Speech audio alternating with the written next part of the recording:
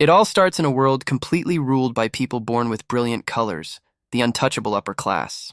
Anyone born without a color gets shoved down to the very bottom and treated as something less than human. And black is the color of monsters, the one single shade that every living person fears and despises. But all of that changes when one ordinary young man accidentally becomes the only human ever to awaken black. Not only does his body turn harder than steel, a monster bites him and loses its entire set of teeth. He also awakens a terrifying skill that drains the color straight out of anyone he manages to touch. That hard counter turns every arrogant elite into food, making the whole social hierarchy completely meaningless overnight. Born colorless, the MC has scraped by since childhood, taking any filthy job that keeps a meal in front of him. All he ever wanted was a quiet life, but certain people decide to take even that small thing away from him. They even plan to finish him off quietly, since nobody in this city ever misses one worthless, colorless nobody. What they never expect is that their own greed awakens a monster fully capable of ending the entire world. Deep inside a pitch-black cave, the MC crouches and watches thick drops falling slowly down the wet rock wall. He shouts out in pure excitement, saying he finally found it after days of searching, a fresh vein of raw ink. Carefully filling his bottle with that glowing blue solution, he seals the cap and grins at his own luck. The guy thanks the black cat on his shoulder, telling Nero he never would have found this place alone. Stepping back out toward the daylight, he promises himself that this time everything is finally going to be different. With a bottle this valuable in his hands, he is certain that some exploration team will finally accept him. Looking toward the glittering city far across the wasteland, Kay carries more hope than he has felt in months. In the city center, laughter and loud chatter spill through the streets as huge crowds gather in pure excitement. The people cheer for their colorists, praising those brilliant shades and calling the returning heroes unbelievably cool. Another man adds that this team took down a giant monster last week, proving they truly deserve that title. Everyone genuinely believes that as long as the colorists exist, the City of Light stays safe forever. However, over in the Shadow District on the other side of town, reality hits a whole lot harder.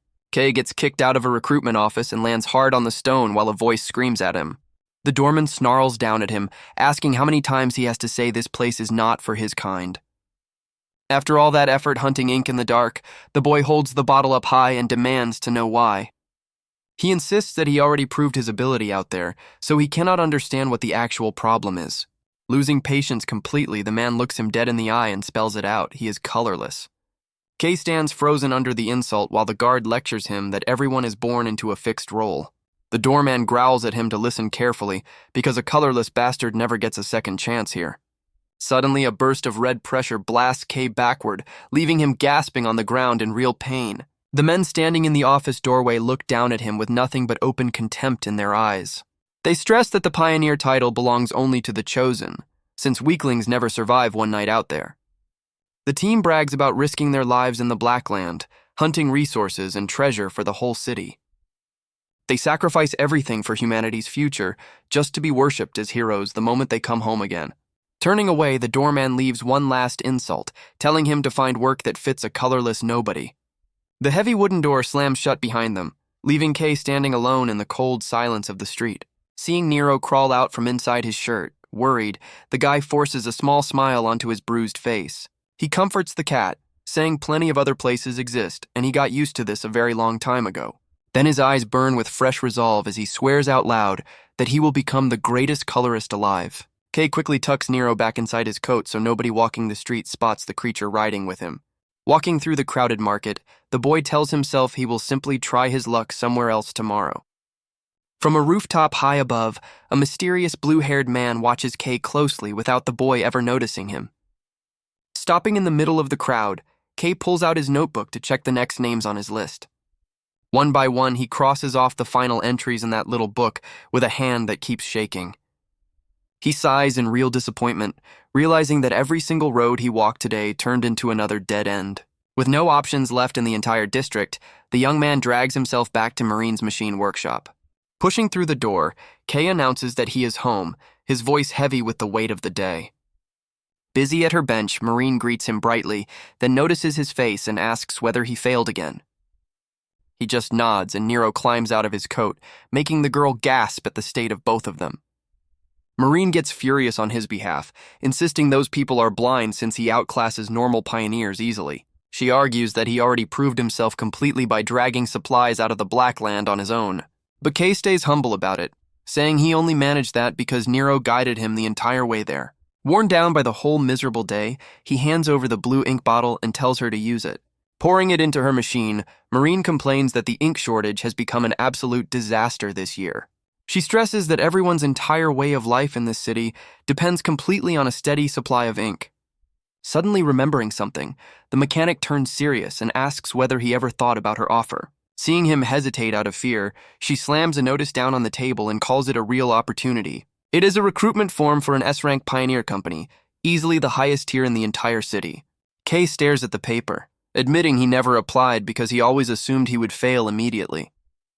But Marine cuts straight through his doubt, insisting that this team values raw ability over bloodline or color. Looking straight into his eyes, she reminds him that he has wanted to be a colorist since he was small. Memories of two soaked kids in the rain surface as she promises they will back him no matter what happens. Her words light his eyes up again, filling the young man with a determination he almost lost completely. Smiling now, he decides this is no time at all to be picky about which door he walks through. Gripping the Aurora Pioneer's form tightly, Kay waves goodbye and promises that he will come back later tonight. Walking through an empty back alley, the boy studies the form again under a flickering street lamp overhead. He reminds himself to hurry, because the application deadline for that company is closing in fast. Suddenly, Nero growls low in warning, making Kay stop dead in the alley and ask what is wrong. A stranger with blue hair and ice-cold eyes appears, holding a short sword wrapped in eerie green light. He swings once, sending a razor blade of compressed wind screaming straight at the completely unarmed boy. Kay's eyes go wide with pure terror as that attack closes the entire distance in a single instant. The direct hit throws him across the alley, tearing a scream of raw pain out of his throat. Standing over him, the assassin sneers that a colorless nobody survived, and his partner says nobody will notice. Seeing Nero panicking beside him, Kay uses the very last of his strength to whisper one single word. He tells the little cat to run right now, and the creature only presses closer against his ribs instead. They drag him to a remote yard of huge pipes, marked by a warning sign for ink waste disposal. Kay drifts awake with a low groan, his whole body still screaming from that first devastating hit. The blue-haired man smiles cruelly, saying it is unlucky the boy woke up right before getting thrown in. He hauls him to the lip of a pit where every discarded color mixes together into one lethal poison. The assassin explains that anyone who falls in dissolves completely, leaving behind no body and no evidence at all. Coughing hard, Kay still forces out the only question that matters, demanding to know why they attacked him. The blue-haired leader grins wide and admits that the two of them were honestly just as surprised as he is. He never expected to find an actual treasure walking around the Shadow District in the middle of the night. An intelligent monster that follows a human around obediently is worth an absolute fortune to the right buyer. He calls Nero an extremely rare specimen, while Kay screams his friend's name in complete desperation. Behind the bars of a small cage, the black cat sobs and claws at the metal in blind panic. With everything he has left in him, Kay punches the man's arm and demands that he give the cat back. The thug only mocks him, saying a creature like that sells for a fortune on the black market tonight. Choking under that grip, the boy bitterly curses himself for getting careless inside the Shadow District again. He accepts that people always despised him, but losing his only family is a completely different thing. Rage detonates inside him as Kay glares up at them and calls every one of them absolute bastards. The instant his hand closes on the man's arm, a strange black aura erupts between the two of them. The blue-haired assassin panics immediately, shouting that something down there has started pulling him in. A terrifying black film swallows Kay's entire body, making the man recoil from him in pure disgust. He shoves the boy over the edge, dusts off both hands, and calmly calls the job finished. Ignoring Nero's screams, the two laugh about being rich and decide to hit the black market immediately. They turn and walk off with the cage, not sparing that pit behind them a single backward glance. Deep in the darkness of the waste pit, Kay feels himself sinking further and further toward the bottom. His only thought is saving Nero, but his body refuses to move even a single finger for him. Between life and death, memories of Marine and every day spent with Nero flash through his fading mind. A mysterious voice suddenly speaks inside his head, asking what on earth he thinks he is doing down there. The voice pushes harder and harder, demanding that he stop hesitating and go save Nero right now. His eyes blaze open in the dark as that voice roars at him to take his own color back. A single blackened hand explodes out of the bottom of the pit with ink streaming off every finger. Kay finds himself standing in a blank white space, asking out loud what just happened to his body. Looking at his own darkened hands, he digs through his memory and finds absolutely nothing after the fall. Worse than that, he cannot answer the simplest question of all, which is who he actually is.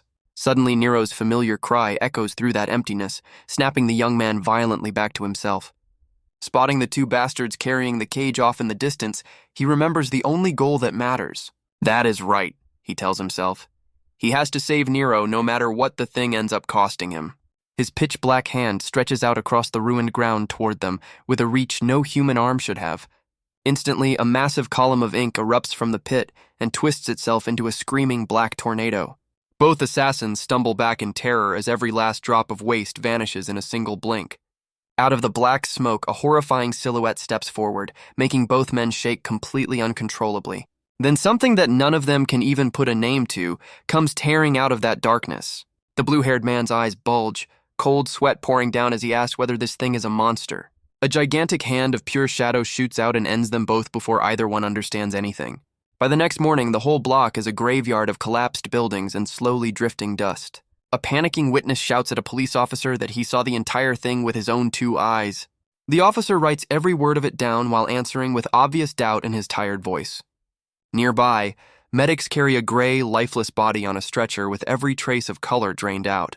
Watching from a distance, Captain Red says they got lucky, and Ellie confirms both victims were B-rank pioneers. The purple-haired woman stares at the colorless corpse, completely unable to explain what stripped their shades away.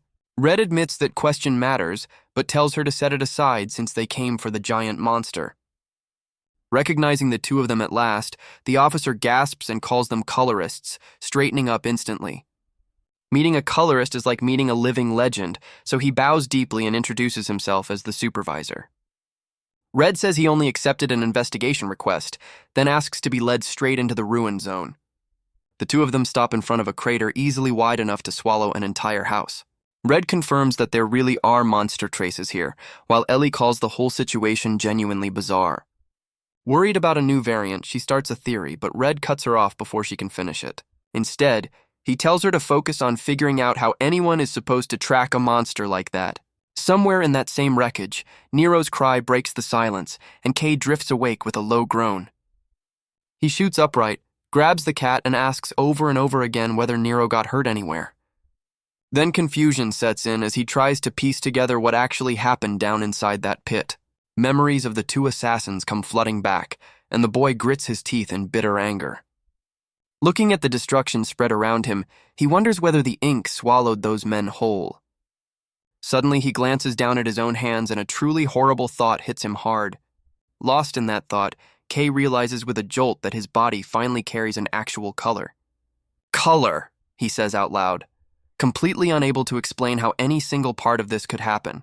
Worse than that, he notices the darkness pressing around him is far too thick for any normal night. Swallowed by that black, he calls out to the only friend he has left in the world for help.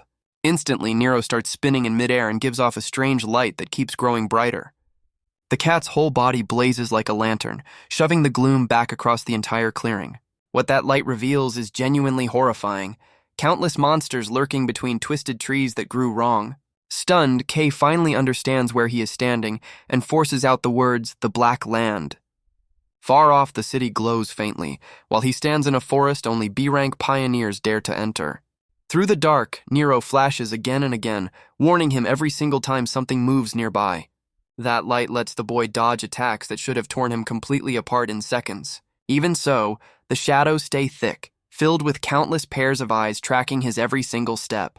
Nero turns into a streak of light, guiding him up a sheer cliff face in total darkness. While running, Kay wonders out loud what this strange new feeling in his body actually is. He notices his body feels weightless, and even after sprinting nonstop, no exhaustion touches him at all.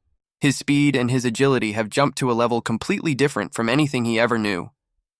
Raw power surges through him as the young man clears an entire chasm in one single leap. Suddenly, a massive monster rises up right in front of his face and freezes him mid-step.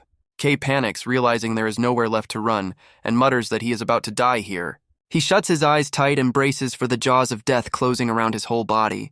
But he forgets one important thing, which is that his entire body upgraded only a few hours ago. The creature bites down and loses its whole set of teeth on an arm that is harder than steel. Kay blinks at it, saying he honestly thought that one was going to leave a serious wound. He stares at his own arms in amazement, asking if this is what having a real color feels like. Before he can enjoy it at all, Nero cries out again with a very different kind of warning. Looking up, the young man goes completely stiff at the enormous shape lumbering toward him. It is a one-eyed monster with two enormous horns curving out of its cracked skull. Kay gasps out the name Sideslope, confused why a deep forest predator is hunting this close to the city. The beast roars and slams a fist into the ground with force that splits the earth open. Nero cries out in fear as the boy gets thrown into a pile of broken rubble. Kay struggles back up, but instead of running away, something completely new starts rising inside him. For a reason he cannot explain at all, he feels absolutely certain that he can beat this thing. Memories of every year spent despised as a colorless nobody flash behind his burning eyes. His gaze turns cold as he tells himself that he finally holds the color he always wanted. Courage floods through him, and the young man clenches his fist, reaching for that buried power. He tells himself to remember the feeling from before, the one that erupted inside the waste pit. That exact feeling answers him instantly and floods every muscle in his exhausted body at once. A pitch-black energy explodes across his skin, and his eyes burn a blinding, terrible white.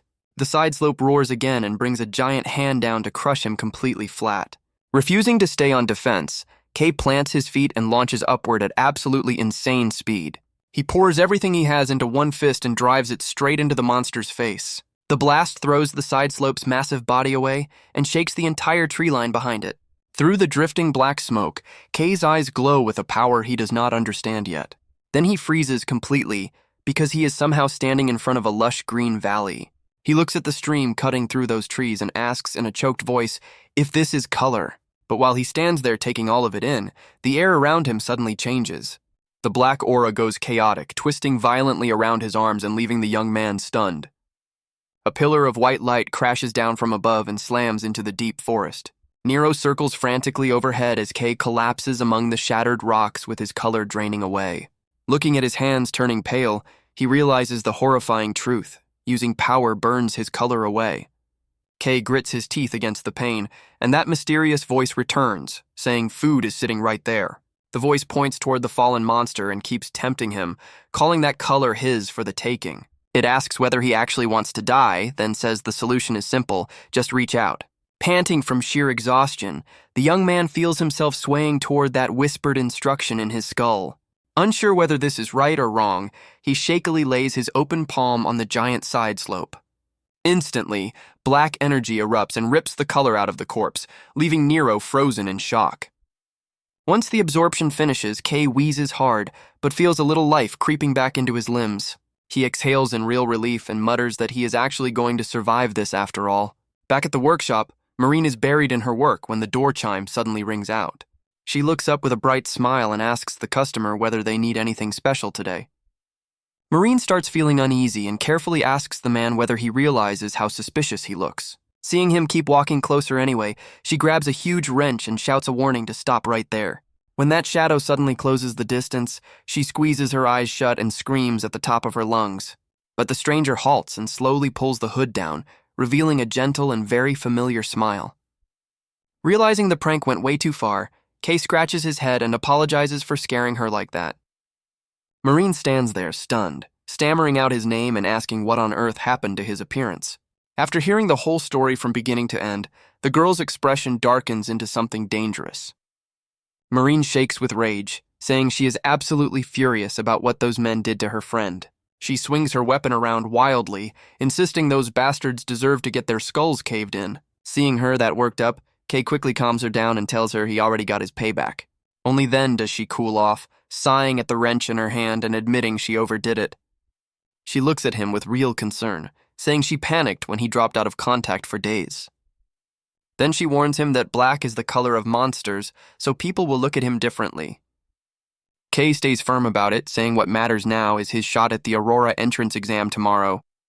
He sheepishly asks to borrow clothes and gear, admitting this is far from the first time he asked. Maureen just smiles and agrees immediately, calling the whole thing an investment in a future colorist. She grabs his hand and drags him along, telling him to follow her into the back storage room. Dressed in that brand new gear, Kay heads straight for the exam site with Nero hidden away. It is a colossal arena, and thousands of applicants are already pouring in through the outer gates. The air is thick with tension, and the candidates around him cannot hide their nerves at all. One wonders out loud why the crowd is this huge, while another quietly tells himself to stay calm. They all share the same dream of joining the Aurora Pioneers, the S-ranked team with the best record. Called the Hope of the City of Light, that team carries a reputation nobody else can ever match. However, Kay's real problem is the absolutely terrifying lineup of candidates gathered inside this arena. But the one stealing every single eye in the building is Gale, the windsword prodigy. Gale is also famous for being vicious, and his old team threw him out for causing constant trouble. He openly threatens other candidates on the spot, shaking their focus before the exam has even started. While the crowd whispers about him, a few applicants fake confidence to hide how scared they really are. Standing in the middle of it, Gale hears the trash talk and dismisses all of them as loudmouth kids. He feels genuinely disappointed, convinced nobody here stands out in an S-rank company's entrance exam. However, his gaze suddenly stops on a girl with long, brilliant blue hair standing perfectly still. Gale identifies his target instantly and mutters that she might be the only real one in this crowd. She is Ellie Cyan, second daughter of the Cyan family, and the rumors about her travel fast. He smiles with calculation, pleased to finally find an opponent worth even a fraction of his time. While Gale wonders how the others will react to her, the loudspeakers suddenly boom across the hall. The announcement declares that the Aurora Pioneers entrance exam is officially starting right now, and everyone freezes. The crowd goes absolutely wild as a genuine colorist steps onto the platform above them. He is a man with blazing golden hair and eyes that radiate raw, undeniable authority. The candidates worship him, trading stories about his legendary kills and recent large-scale monster hunts. Everyone feels the crushing pressure rolling off this S-rank colorist standing right in front of them. Facing thousands of held breaths, the golden-haired man welcomes everyone and thanks them all for applying. He scans the crowd and stresses that money, power, or fame, none of those goals matter at all here. His eyes go cold as he declares that only skill earns anything, and they only want the strong. He explains the format, an elimination bracket testing combat ability, and a pioneer's raw survival instinct. Because outside the city walls, being weak is simply another word for being completely dead. The colorist announces that when a number gets called out, that candidate walks onto the floor. Immediately, number 126 is called, and Gale strolls out wearing an arrogant grin. When number 286 is called, the crowd murmurs that this matchup already looks brutal. Gale smirks, thinking he got lucky since this whole event was boring him half to death. He starts planning exactly how long he wants to play with this one before finishing it. However, once he actually looks at the cloaked figure wearing number 286, Gale pauses. He judges the stranger's stance and calls it clumsy, sloppy, and honestly pathetic to watch. He draws his blade slowly and growls that he has stayed quiet for more than long enough. Certain of an easy win, he shouts that the floor is ready and holding back is pointless now. A brilliant green energy erupts from his sword, making the entire crowd gasp in genuine shock. They marvel that someone his age already handles a blade like that, calling him a true genius. Eyes blazing with killing intent, Gale taunts his opponent and asks whether he is ready for this. He tells him to block it properly because failing here means getting torn completely apart. Gale stomps hard enough to shatter the arena floor, then launches forward like a tornado. He unleashes a slash that fires razor-green streaks through the air straight at the motionless young man. Closing in at absolutely terrifying speed, the prodigy winds up for one clean finishing blow. Kay throws a single straight punch that Gale never sees coming until it lands. A shockwave detonates and blows the windsword prodigy clean across the arena, leaving thousands of people speechless. The crowd goes dead silent as Gale slams into the wall and carves a deep crater into it. Man, this MC just humbled the loudest guy in the building. I am already a fan. Gale lies in the rubble, beaten senseless after exactly one hit, unable to process any of it. Meanwhile, Kay stares down at his own hand and mutters that the whole thing startled him too. Horrified whispers spread through the packed stands as people realize that the color is black. Both Captain Red and Ellie freeze at a sight neither of them has ever witnessed before today. Ellie cannot believe a human holds that shade, or that it dropped Gale in a single blink. Kay stands alone on the arena floor with black smoke still curling around both his legs. The exam rolls on anyway, and his opponents step onto the floor one after another. On the platform, one candidate backs away in panic and screams at him to stay back. He swings a staff and hurls a boulder forward, but Kay keeps walking straight ahead through it.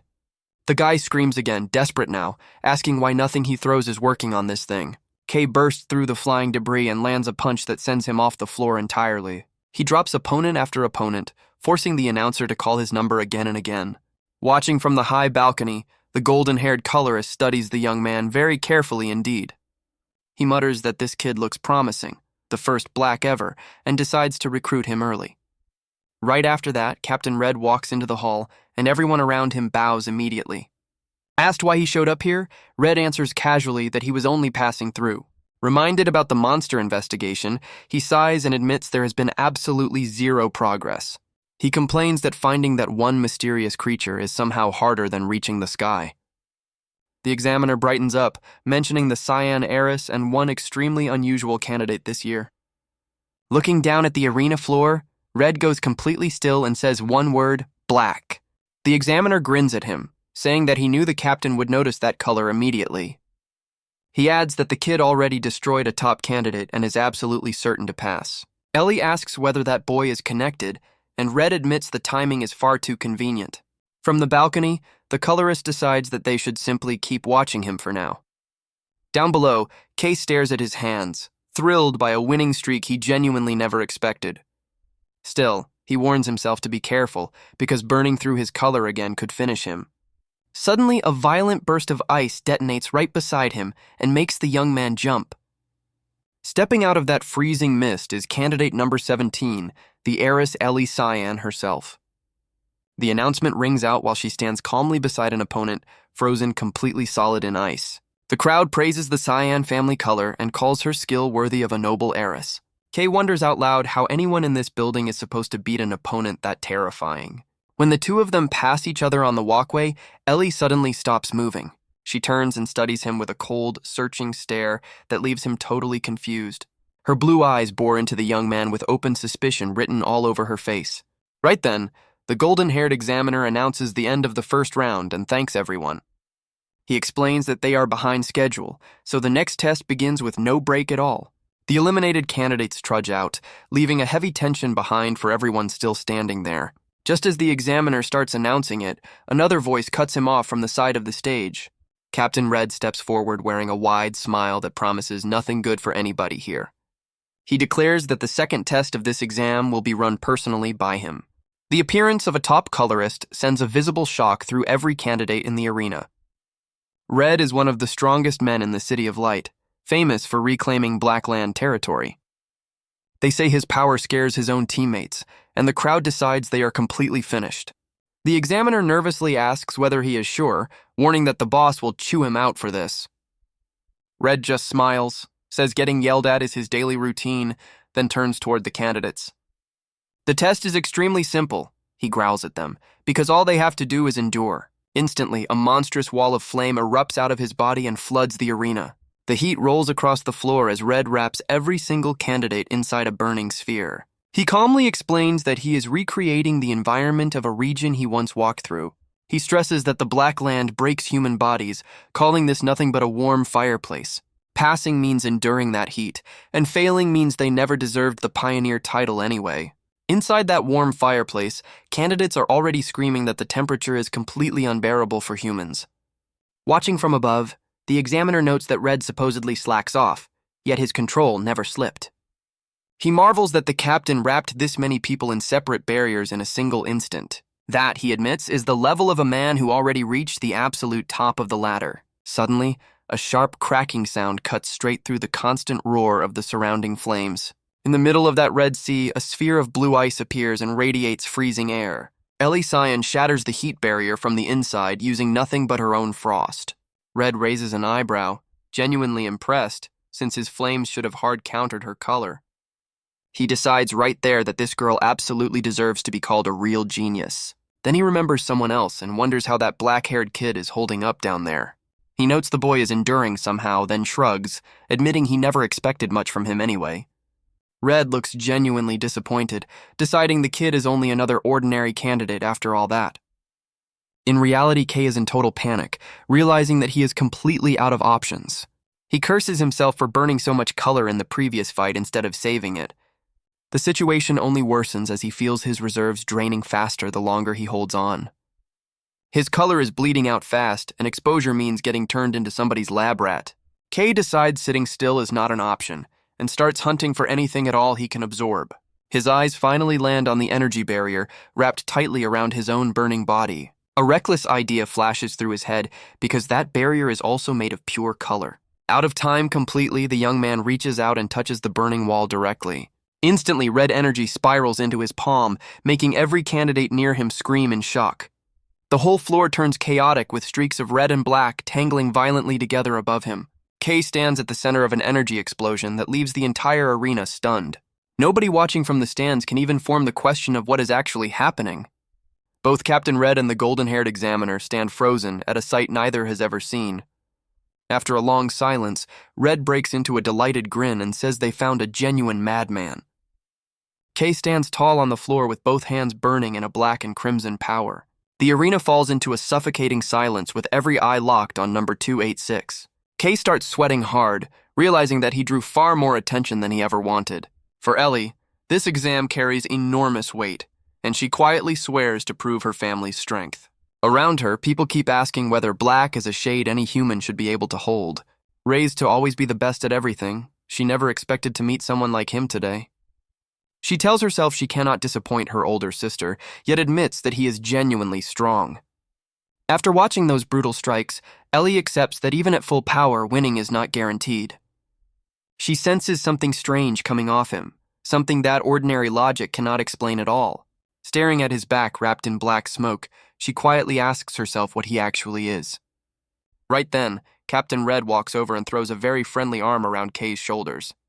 Red praises him loudly, saying that black swallowed everything and the momentum was absolutely insane. He drags the boy along, admitting his curiosity is out of control and asking for a private talk. When Kay nervously asks about the results, Red waves it off and says he already passed. The young man freezes in shock, stunned that becoming a real pioneer happened this fast. Suddenly, the examiner explodes behind them, but Red only laughs it off and keeps walking. Pulling himself back together, the examiner announces that the exam continues despite that ridiculous interruption. He declares everyone except number 17 faces a supplementary test, leaving Ellie standing perfectly motionless.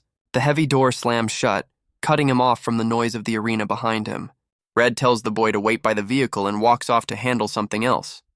Looking around at all the wreckage, Kay slowly recognizes those pipes and that broken concrete.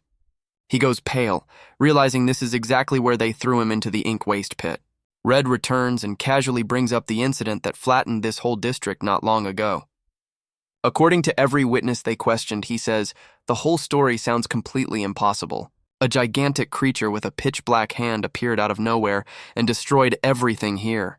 Red looks him straight in the eye and points out that the first black appeared right after. He calls Kay's ability to devour other colors a power completely foreign to this entire world. Cold sweat runs down the boy's face as he realizes this man saw through him immediately. Running crosses his mind, but nobody escapes a man the entire city worships as a hero.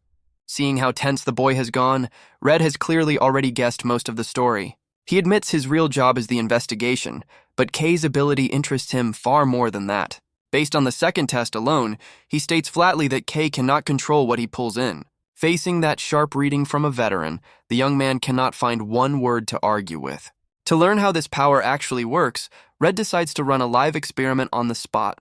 He holds his own hand out and calmly orders the boy to try absorbing his color. Kay refuses in a panic, but Red laughs that a rookie is far too green to worry about him. Red then warns that black is the symbol of the Black Land, a force that devours everything. Coexisting with it is unacceptable, since it could shake the foundation of the entire city apart. He reveals humanoid creatures still exist out there, and warns they may have to handle Kay themselves. The boy grips his arm anyway, warning him that whatever happens next is not going to be his fault. The moment those two energies touch each other, everything in that yard goes wrong at once. A monstrous pulse erupts outward, wrapping both of them in a thick fog of raw energy. Red's fire pours into Kay, tearing a scream out of him as lava seems to boil in his veins. So this is the color of Red, the man they call a hero, a heat that melts whatever it touches. Standing calmly inside that firestorm, Red notes it keeps pulling, as if the thing is starving. He decides the ability is terrifying, though someone genuinely strong can still resist a green rookie. Even so, Red admits it is lethal to almost everyone, and the exam clearly was not his limit. Curious how a color actually gets eaten, Red pushes harder, and a pillar of black fire detonates. Losing control of the pull entirely, K warps into a horrifying shape wrapped completely in shadow. The captain notes that if he did not know better, he would call that thing an actual demon. Red confirms his suspicion out loud, saying the culprit behind the incident is standing right there. He knows he has much to learn from this boy, but first he has to shut the rampage down. Gathering flame into his palm, the hero prepares to stop him before this goes any further. Meanwhile, K is drowning in growls and haunting invitations, echoing through his own splitting skull. The voices keep pushing, demanding more of that intense color and telling him to stop holding back. A massive shockwave bursts outward from him, driving every trace of that dark aura back.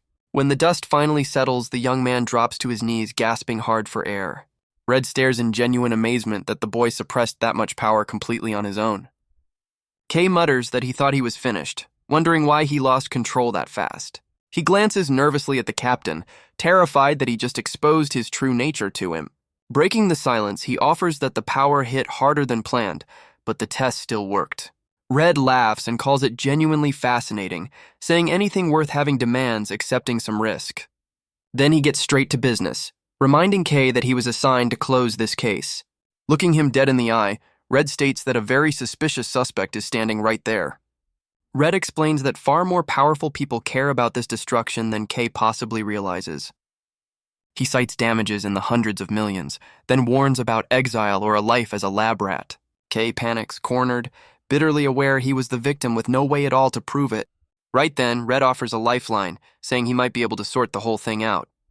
He quickly clarifies that nothing here is free, and K owes him a few jobs in return.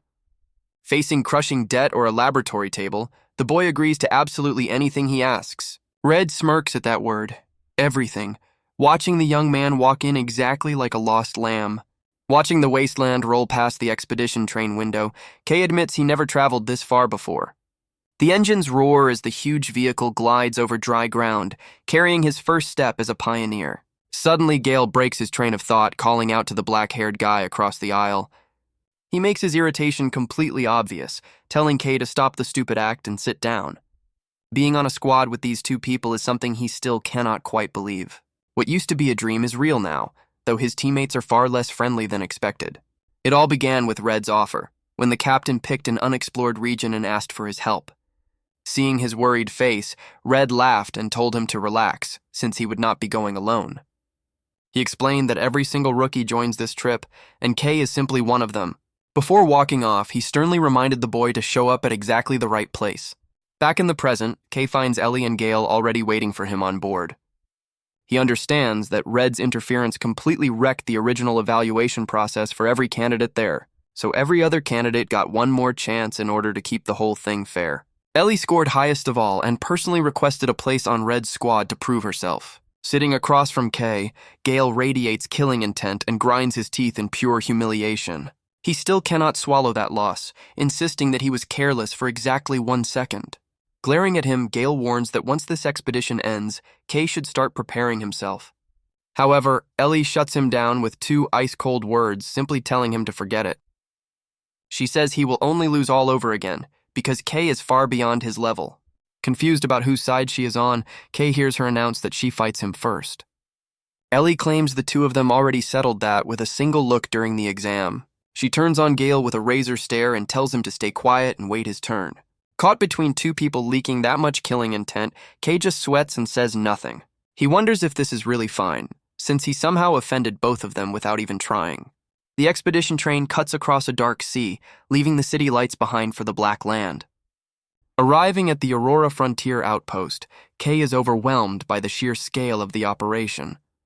He compares it to his old solo trips, when he prepared every single thing alone with nothing. While he stands there gawking at all of it, a finger pokes his cheek and makes him jump. A familiar voice asks what he is thinking about, and Kay lights up, shouting Marine's name. She grins at him and says obviously she would be here for his very first mission. Opening her coat, the mechanic reveals a black cat curled inside, and Nero pokes his head out. Kay takes his little friend back and sincerely thanks her for looking after him all week. Marine excitedly says this is a perfect chance to show her skills at a company like Aurora. Suddenly, the loudspeakers order everyone to assemble for the push into the Black Land itself. Kay hands the cat back over quickly and asks her to take care of Nero for him. Marine hugs the creature close and tells the rookie not to do anything reckless out there. She holds Nero and gently tells him not to be sad, but the cat clearly has other plans. The little creature squirms straight out of her arms and takes off at full speed. Marine screams his name after him, completely thrown by what just happened in front of her. She watches in shock as Nero dives straight into Kay's shadow and disappears from the world.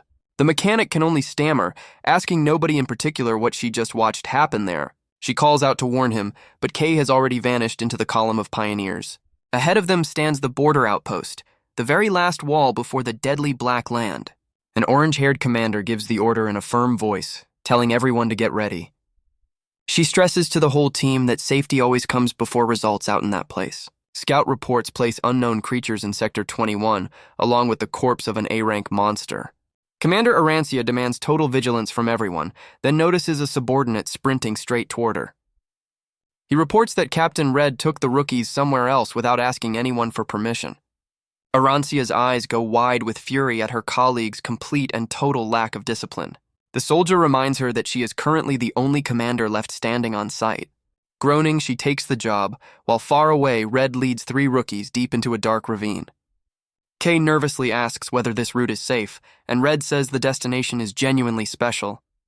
He also asks why Gale and Ellie came along, since he assumed this was a private assignment. Gale snaps that he refuses to let Kay go first, while Ellie says she wants Red's training too. The tension between the 3 rookies gets thick enough to cut with a blunt knife. Red smiles and promises their safety, then tells them to start acting like an actual team.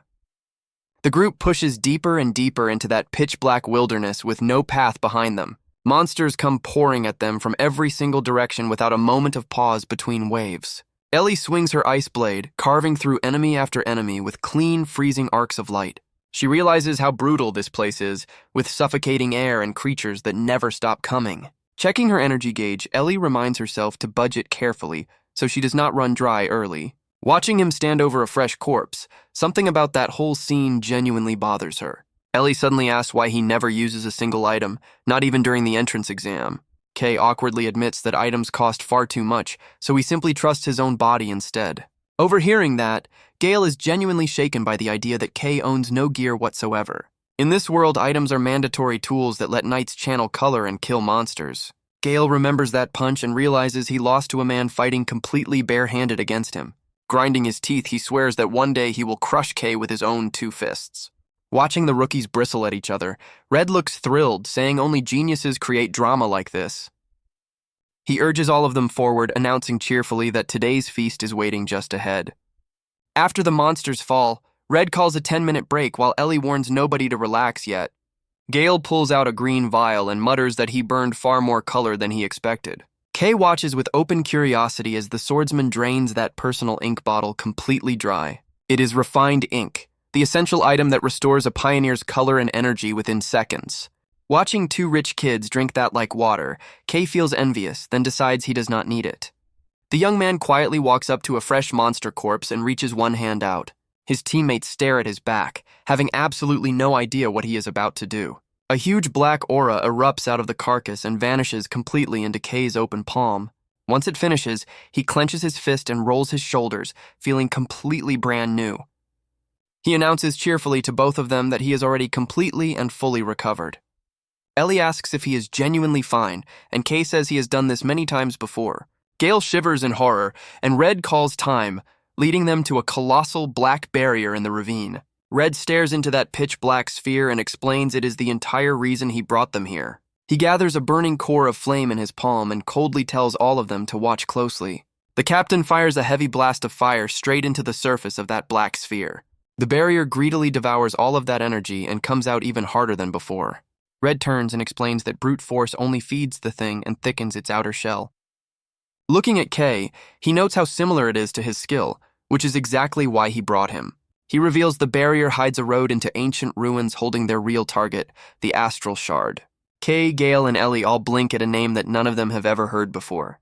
Red only answers that the City of Light desperately wants it, and every explanation can wait. Kay nods and simply accepts the job without asking a single other question about it. He walks steadily toward that towering wall of thick, churning black fog blocking the ravine. Slowly, the young man presses his open palm flat against the barrier's freezing cold surface. Instantly, the dark aura reverses course and spirals into his body as a violent energy cyclone. Watching it happen, Red laughs in delight, shouting that the enormous barrier is actually disappearing. The giant sphere dissolves fast under that pull, and the captain praises how useful the boy is. However, unlike every other time, Kay's face twists with strain from swallowing that much at once. Suddenly, the ground bucks under their feet, and both Gale and Ellie panic about the noise. Bone-deep roars echo through the entire ravine before anyone standing there can even finish a sentence. Out of the dark, pitch-black monsters with glowing eyes and jagged teeth start emerging everywhere. Before anyone else can panic, Red grins wide and says the whole pack finally showed up. He orders the squad to wipe them all out while Kay finishes tearing that barrier down. Instantly, Gale rockets forward across the broken ground exactly like a tornado tearing through it. His blade rips through the black wraiths in clean, brutal arcs of glowing green light. On the other side, Ellie raises spears of ice that punch through enemy after enemy. Standing calmly in the middle of that swarm, Red figures he might have to step in soon. Apparently not, since burning spheres orbit him and swat away every claw that gets close. He comments that he fully expected to be cleaning up after a bunch of rookies today. Red decides that they take care of themselves, which leaves him gloriously free to watch.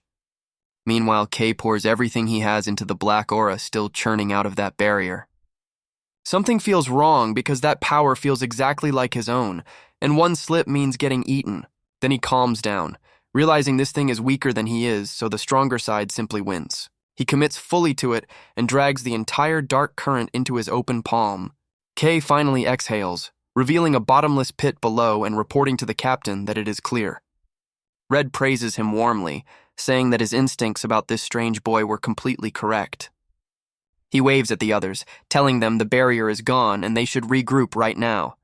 Seeing Ellie and Gale still swinging, the captain shouts that killing every last one is unnecessary. Suddenly, Red's whole expression changes and his eyes flare a deep and very threatening red. A crushing pressure rolls off his body and throws both Gale and Ellie violently backward. Trembling on the ground, Gale forces out a question about what that pressure even was. Beneath their feet, the earth splits into strange interlocking lines like a grid carved by something. Red grits his teeth and mutters that nothing out here is ever allowed to go this smoothly. He warns them that the dangerous creature reported in this region has finally shown itself. Far off, a lone figure with a black greatsword stands atop a mountain of monster corpses. The stranger's face hides behind a grotesque mask with one eye burning a blinding white. Red immediately turns and orders all three rookies to run for the ruins right now. Kay protests loudly, demanding to know whether the three of them are really going down alone. Without another word of explanation, Red shoves all three of them straight into the bottomless pit. Falling through open air, Kay screams up at him, asking how they are supposed to do this. Above the hole, Red stands alone as Kay hits the ground and groans in the dark ruins. The moment he switches his lamp on, the view in front of him stops him cold. Kay stands frozen, eyes wide with pure disbelief at something that should not exist at all. Spread out in front of him is a modern city of ruined skyscrapers, completely silent and dead. He looks over that endless wreckage and asks how a place like this survived down underground. Gale whines about the darkness. Ellie snaps at him, and Kay sags in relief at their voices. The three of them regroup, and Gale immediately blames Kay while Ellie fires straight back. Standing in that huge hall, Gale realizes this ancient civilization dwarfs anything he ever imagined. He starts worrying about the mission, asking how anyone finds one shard in wreckage this massive. He suddenly thinks of Nero and wishes his little friend were here to guide them through it. Sensing that his owner needs him right now, the black cat decides to stop hiding entirely. A sharp cry rings out right beside the young man and nearly gives him a heart attack. Nero pops up at his feet, and Kay yelps, asking how the cat even got down here. Seeing Ellie staring at the creature with narrow, suspicious eyes, his stomach drops through the floor. Cold sweat runs down his neck as the boy decides that he is absolutely finished. Excuses are useless now, but then an idea flashes through his head. This could be an opportunity. He cannot hide Nero forever anyway, so all he needs is to prove how useful the cat is. Deciding to face the whole thing head-on, Kay calls both teammates over for a second. He grins with total confidence and announces he found an easy way to track the astral shard. Gale squints hard and summarizes it back to him, half doubting every single word of it. That little creature is his pet, and it will lead them straight to the target, which Kay confirms. Ellie stays skeptical, since a noble like her would know if creatures like that actually existed. Kay decides to settle it right there, calling out to Nero and telling him it is time. He urges his little friend to show this idiot exactly how amazing he really is. Nero chirps with excitement and launches out of his arms, leaving both of them gasping. Instantly, the cat's body spirals upward and becomes a brilliant column of pure white light. Both Gale and Ellie stand frozen, watching the first glowing cat either of them has ever seen. Nero takes the lead, drawing a shimmering trail through the endless rubble for them to follow. Gale still cannot process it, demanding to know where anyone even finds a creature like that. Ignoring his curiosity entirely, Kay watches the cat closely and asks whether he can feel it.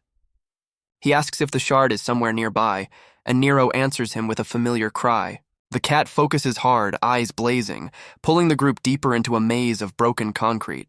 Kay calls out hopefully behind him, asking whether his friend already found something down there. The trail of light stretches out and points straight at a dark entrance leading further underground. Kay hesitates at the shaft. Gale mocks him, and the group descends into a huge, ancient facility. Suddenly, Nero swerves toward a massive door as a metal foot slams down and cracks the floor. In front of the whole group, a colossal machine emerges slowly out of the darkness. Gale admits the cat really did find something, though nobody can say what it actually is. Kay realizes this thing is nothing like any living creature they have ever faced before. A beam of scanning light sweeps slowly down across Ellie's entire body from head to foot. Right after, the beam sweeps Gale, and his green coat appears on that same display. Kay figures out the pattern fast, saying the machine is scanning every single person's color. When that light finally wraps around him, the young man holds his breath and waits. 000 appears, absolute black, and the machine system flares into a red alarm. It coldly announces the color of the Black Witch, classifies him as a threat, and begins elimination. Without warning, a fist the size of a truck slams toward Kay while his teammates scream. He gets thrown across the hall, cursing a machine that scans a guy and then punches him. Seeing that it has no intention of stopping, the young man growls that it swung first. Kay charges straight in and meets that giant steel hand with a punch of his own. A violent shock rips outward through the entire underground chamber and shakes loose stone from above. He grits his teeth under the pressure, asking why this thing is built this ridiculously tough. The MC bitterly wonders what the hell this thing actually is to hit that hard. Gale and Ellie dive in to help, but their blades do nothing against that armor plating. Ellie realizes that even at full output, her color barely leaves a scratch on the metal. Studying it closely, she spots an ink core in its chest and marks that as the weak point. Meanwhile, Kay keeps dodging sweeping blows heavy enough to flatten an entire city building. He accepts that ordinary attacks are worthless and starts hunting for a way out of this. A reckless idea hits him, the same full-body black coating that saved him back in the forest. Fearing the energy cost, he decides instead to funnel every last drop into one fist. Black aura spirals furiously around his arm as the young man winds up his answer. He taunts the machine, telling it to go ahead and try scanning him one more time. That punch lands square in the chest and detonates like a bomb going off underground. The core shatters and the metal giant collapses into pieces under the raw power of black. Kay wheezes from the cost while Gale and Ellie approach the wreckage in open amazement. He picks a strange sphere out of the debris and turns it over slowly in his hand. The core looks nothing like the ones he knows, and he decides Marine would absolutely love it. Ellie breaks the calm, demanding an explanation, while Gale complains he should have used that earlier. The group freezes as a heavy stone door slides open on its own with no warning. Nero cries out repeatedly beside him, and Kay nervously asks what his little friend is sensing. Asking whether it is safe, the young man reaches out and touches that pitch-black surface. Kay immediately recognizes it, saying this feels exactly like the barrier from up above them. Suddenly, a monstrous dark aura erupts and starts sucking absolutely everything toward that open doorway. Gale screams at him for touching it, while Ellie shouts out one desperate warning behind them. 3 voices tear through the air as all of them get dragged straight into the void. After the darkness swallows them whole, the group crashes down in a black, silent space. Nobody can see a single thing, and Kay calls out to check on the others. Gale stares down at his own hands and forces out 2 badly shaking words. He realizes the horrifying truth, that every single trace of his color is completely gone. Both Gale and Ellie have turned completely gray, and neither of them can stop panicking. The story then takes us to the Eastern Government Building, where the mood is far worse. The director slams a stack of reports onto his desk and roars at everyone in the room. He demands news on the boy, and his secretary reports that Kay is on an expedition with Red. The director grinds his teeth, snarling that Black is involved and Red knows exactly how dangerous that is. His fear comes from that monstrous creature which recently tore straight through the city itself. Council members are already panicking, whispering to each other that another black wave has begun. He rubs his temples, unable to figure out how to explain this without taking the blame. In the middle of that rage, an amused voice cuts straight through the tension in the office. It is Camellia, captain of the Dawn Pioneers, telling him to calm down before he lands back in hospital. She insists Red never acts without thinking, and this dangerous boy might genuinely surprise all of them. Sipping her tea, Camellia stresses that what they need right now is trust instead of panic. The director grumbles too, admitting the worst case will not happen with Red on site. He snaps at her to focus on the actual conversation instead of the refreshments on the table. Camellia understands his fear of Black comes from an old nightmare, the Black Witch and the Black Wave. She recalls how humanity nearly went extinct back then, leaving the world buried under the Black Land. She warns another disaster is coming, so they should use everything available to them, Black included. Studying Kay's file, he decides to try, since the whole city might one day depend on this kid. Back in that pitch-black space, Kay looks around and asks what is actually happening to them. Gale panics and demands to know why Kay alone somehow kept his color perfectly intact. The young man guesses that it happened simply because Black already belongs to him. While the other two feel completely drained, Kay notices that he still feels perfectly fine. This is not his first time colorless, and a strange sensation is wrapping around his body. He focuses hard and starts seeing a strange white light shimmering right in front of him. Floating characters appear all around them as eerie whispers echo through that empty black space. Unable to stand that hypnotic sound, Gale roars for whoever is hiding to show itself now. Kay notes these whispers resemble the ones he heard before, but carry a different flavor entirely. Right behind all of them, a long-haired black figure materializes silently out of absolutely nothing. Kay's eyes go wide with terror at the twisted creature now standing right behind them. With no warning at all, the black entity closes the entire distance in a single instant. It slowly extends one long, jointed finger and points it directly at Kay's face. The moment it touches his forehead, his eyes blaze white and a purple vortex swallows the city. Under a blood-red sky, ghosts and colossal monsters rise from the ruins, destroying everything they touch. A pitch-black sun hangs over the whole ruined world like a dead and watching eye. Around it drift enormous fog creatures studded with countless eyes that never stop watching. A girl with blank white eyes appears in the chaos while Kay asks if this is his memory. Then a voice inside the blinding light names him Kay and tells him to find his own color. The young man snaps violently back to himself with his heart hammering in his chest. He grabs his head and screams, dropping to his knees as agony tears through his skull. Breathing hard, Kay curses and asks what that vision was and why it left him this shaken. But at the very end of those broken memories, one single name surfaces clearly, Lumion. Behind him, both of his teammates are still trapped somewhere deep inside their own minds. Gale swings his blade at nothing while Ellie collapses, sobbing apologies to her older sister. Kay looks at them with real concern, deciding this place is far too strange to stay in. Suddenly, that familiar cry rings out through the dark and makes the young man jump. Seeing Nero completely unharmed, he exhales hard and asks whether his little friend is all right. The cat hops around insistently, and Kay decides to trust whatever he is pointing at. Looking at his exhausted teammates, though, he knows he has to deal with them first. He asks Nero whether that strange light of his can stabilize the two of them. Immediately, the cat radiates a warm, spreading glow over both of the unconscious pioneers. Thanks to Nero, Ellie and Gale come around, though neither one is anywhere near recovered. Kay tells the cat to stay behind and guard them while he scouts ahead completely alone. He walks the trail of light through thick darkness, and nothing changes for a very long time. Getting impatient, he hears whispers closing in, telling him no color will ever touch him. Kay grits his teeth, muttering that those voices are genuinely getting on his nerves now. Suddenly, a single point of light flares far away at the end of the corridor. He sprints toward it and finds a massive glowing structure, the astral shard at long last. Up close, its shape and its light look nothing like anything the young man imagined. The instant his hand makes contact, multicolored light explodes and wraps around his entire body. He panics, realizing his absorption triggered by itself when the mission was only to retrieve it. As that glow fades, he notices the pitch-black space around him beginning to dissolve away.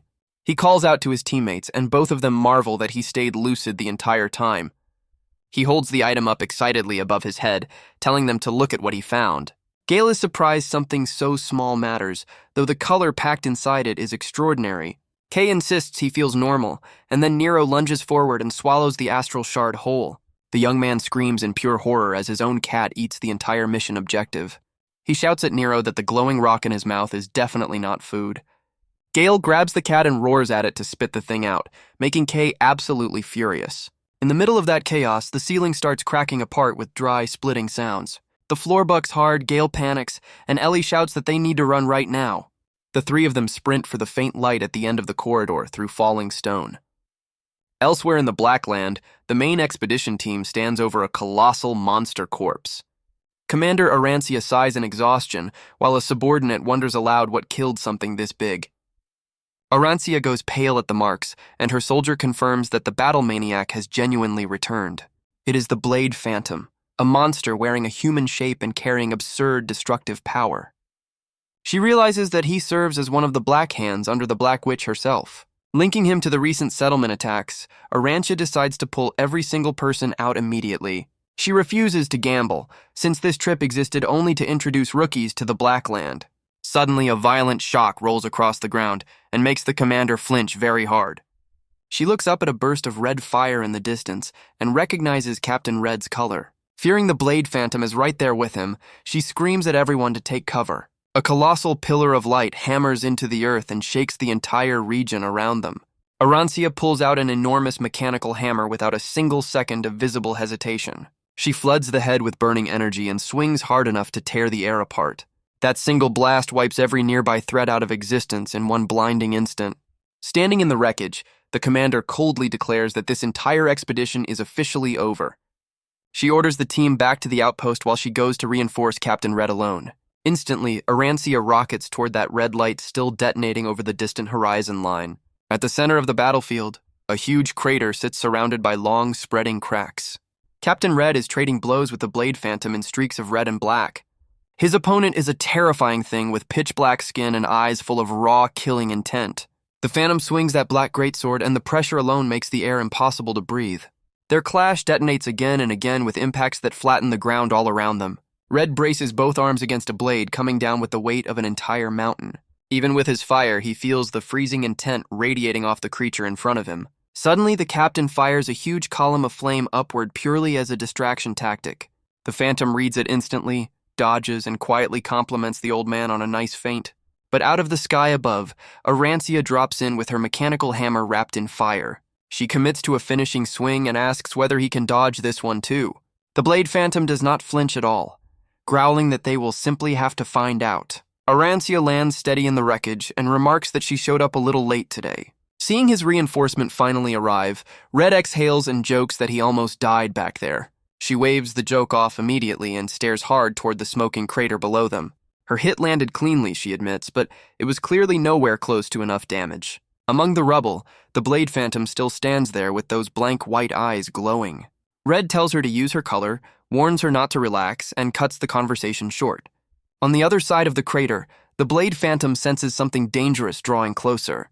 Below the cliffs, Gale complains about being shoved while Kay snaps at him to climb faster. Kay hauls himself over the ledge and shouts in relief that they finally made it out alive. Standing on solid ground again, he swears he is never setting foot in those ruins again. But the relief dies fast as Red curses, the Phantom attacks, and he screams at everyone to dodge. The creature blurs forward like a ghost, aiming straight at the rookies who just crawled out. Gale and Ellie rip their weapons out and slam fresh ink cartridges into the chambers. Both of them commit to a head-on strike meant to intercept the Blade Phantom together. The gap is brutal, and Gale's sword shatters like glass, leaving him screaming in disbelief. He destroyed reinforced metal in one swing, and Gale realizes his death is 1 second away. Kay throws himself in front of them and takes that fatal slash across his own body. He drops hard, and both teammates scream his name, stunned that their rival shielded them. The monster steps over his collapsing body and clamps one hand around Ellie's exposed throat. Still arrogant, the Phantom orders them to clear the road and never follow him again. He demands the key, then coldly promises to kill the girl if they refuse to hand it over.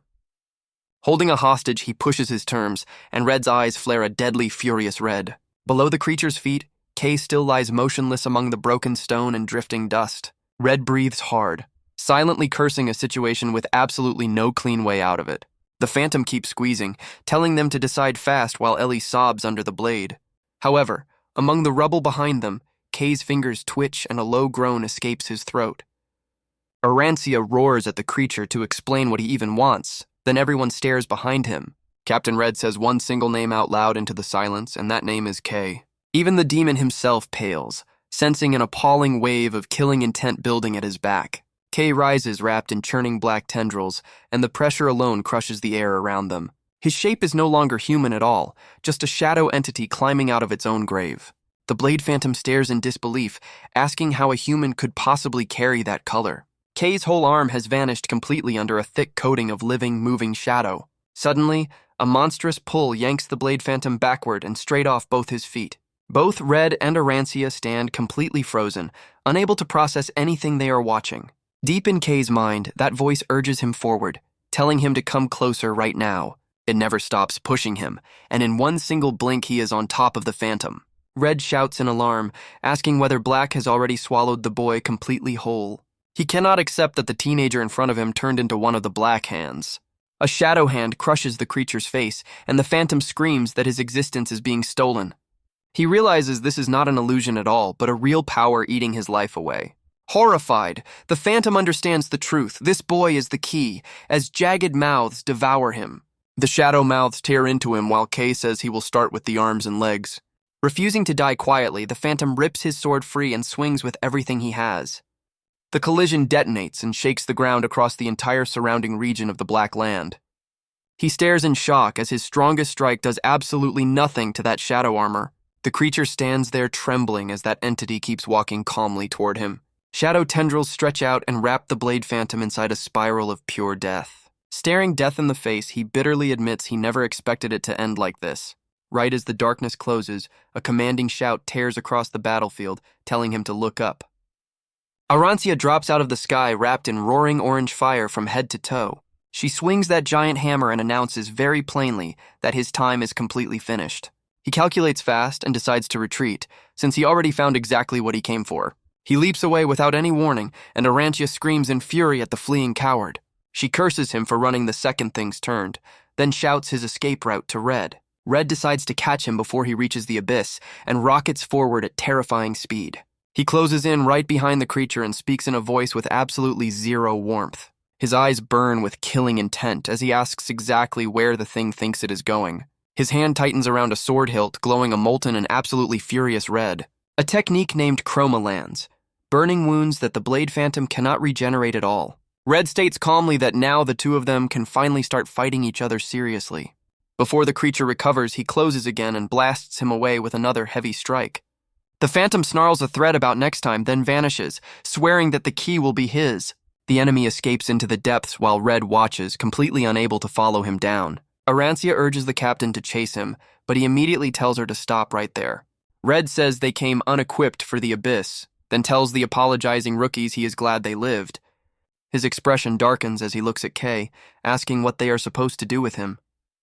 He is alarmed that this power sits far outside anyone's control, including the boy's own. Suddenly, Red notices something impossible. Kay is absorbing the Black Land itself, and the shadow thins.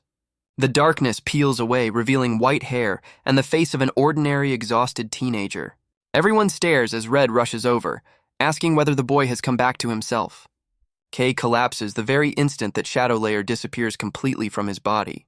Looking at his pale body, Red says one word, colorless, unable to explain that power at all. Arancia and the others simply stand there, watching a boy who just survived a monstrous transformation. In a dark corner of the Black Land, the Blade Phantom nurses severe burns from Red's flames. A green-haired girl with mismatched eyes appears and mocks the red marks covering his whole body. She laughs, asking whether he really fought Red and somehow crawled away from it alive. Watching him fight, she says, is honestly the funniest thing she has ever seen in her life. The Blade Phantom answers with 2 cold words, telling her to shut up and leave. She rambles on about Red burning himself to fight, insisting a man like that self-destructs eventually. Then she remembers something important. and demands to know why he dodged her earlier question. She asks about the Black Witch's veil opening, but the Phantom keeps his absolute silence. He thinks she is an idiot, since exposing the key means losing his private plan to claim it. Realizing that he is hiding something, the girl smiles and says hiding only makes things obvious. To dig the answer out, she decides to send monsters attacking the settlements all over again. A colossal shadow entity rises from the abyss at her command as she calls for a rising tide. Back home, the City of Light shines, but the mood inside one hospital room is crushing. Red, Gale, and Ellie stand around Kay's bed while the captain silently blames himself for it. He looks down at the boy and apologizes, saying this outcome is entirely his own responsibility. He pulls out a pocket watch and stares at it while helplessness slowly swallows him. Nothing has changed since back then, he thinks, calling himself a pathetic excuse for a hero. Gale speaks up, saying that by rookie survival rates, this outcome is genuinely lucky for everyone. Outwardly calm, Maureen is quietly losing her mind over everything happening inside this hospital room. She watches high-ranking colorists who introduce themselves as her best friend's brand new teammates. Nobody got hurt except Kay, which made her suspicious of every one of them at first. After talking a while, though, she decides they are not bad people, and only worries when he wakes. Red turns and asks whether she is Maureen, the friend, and she nervously confirms that she is. He reassures her about Kay, then asks whether she knows where a small creature named Nero went. Right then, Gale's eyes bulge at two tiny black ears poking up behind Kay's head. He points and shouts, spotting the cat hiding behind the pillow, then roars at it to come out. Nero trembles and peeks out at the furious green-haired swordsman looming right over his head. Still fuming about it, Gale starts listing off every single crime the little creature committed. He tells the captain this thing swallowed the shard and vanished, leaving them to explain everything. Losing his temper completely, Gale lunges to grab the cat, who slips away from him easily. Maureen scoops Nero up and holds him close, shielding him from the furious swordsman above. She says she was worried sick, realizing he had been hiding inside Kay's shadow the whole time. Watching her hug the cat, Captain Red suddenly goes still with a deeply thoughtful look. He senses a strange energy and quietly asks himself whether this familiar feeling is only an illusion. Without any warning at all, Nero opens his small mouth impossibly and unnaturally wide. Blinding light pours out over Maureen's hands, making her yelp that the cat is giving it back. Red steps closer, exhaling in relief that he will not have to hunt that item down. He takes the glowing fragment and murmurs that they finally recovered one more astral shard. Meanwhile, Kay is drowning in a nightmare, sensing an enormous threat and seeing the Phantom's face. He panics that Ellie and Gale cannot handle it, forcing himself to claw back to consciousness. Suddenly, Kay's eyes snap wide open in the quiet white room around him. He bolts upright and finds Red holding the glowing shard with Ellie, Gale, and Maureen beside him. Disoriented completely, he asks where he is and how on earth he even got here. Then he looks at his hands and goes numb, realizing that he has turned colorless again. Panic floods through him as he asks himself what he is supposed to do now. He starts fearing the obvious, that they will throw him off the team the moment they know. Seeing his head drop, Red tells him to look up and stop making that miserable face. He states flatly that Kay's current condition means absolutely nothing to him at all. Looking at the shard in his hand, Red grins and says he plans to work the boy like a slave. Then he announces it clearly to the whole room, welcoming Kay to the Red team. The young man freezes for a moment, then smiles in relief and answers with a firm yes. Red wraps up the debrief, tells them to talk freely, and heads toward the door. Before leaving, he tells the rookies to rest until the expedition team issues new orders. The hospital door swings shut, leaving the three friends alone in the quiet white room. Ellie says she will not dig, then hesitantly asks whether he remembers anything after blacking out. Remembering Red's warning to hide black, Kay awkwardly claims his memory is a complete blur. Reading his hesitation, Ellie sighs and drops it, while Kay privately worries about getting black back. Seeing his gloomy face, Maureen laughs and says she already prepared for exactly this situation. She starts digging through her luggage, insisting that she packed the thing somewhere in here. She holds it up in triumph, black ink, and admits she stole it from the waste warehouse. Ellie stares at that tar-like liquid in horror, calling it garbage rather than actual ink. Kay lights up instead, since only Maureen knows his color came from that exact waste. Ignoring every warning in the room, he drains the whole bottle and sighs that he feels alive. Instantly, black aura floods through his hair and turns it back to a pure, deep black. He clenches his fist in excitement while Maureen promises she has more waiting in her room. Watching the two of them celebrate, Gale cuts in coldly, asking if the small talk is finished. He turns to leave with a blunt goodbye, then suddenly stops dead in the doorway. His sharp eyes lock onto Kay's arm, and he notes that it looks completely normal again. He stares at the arm that was nearly severed and asks himself how the boy did that. Curiosity mixed with guilt wins, and Gale demands to know why Kay took that hit for him. He grinds his teeth, staring hard at him, waiting for an answer that actually satisfies him. Kay scratches his neck awkwardly and says he simply felt that everyone was in danger. He honestly admits he believed his body could block it, though he nearly died proving that. That explanation works like gasoline on a fire, and Gale completely loses control of himself. He grabs Kay by the collar and screams at him to stop lying about who asked for help. Eyes full of killing intent, Gale snarls that he hates that fake righteous face of his. Kay just stands there, completely stunned by anger that makes no sense to him at all. Marine refuses to watch, pointing straight at Gale and demanding to know what he is doing. Gale lets go and walks out without a word, leaving Marine fuming about the missing apology.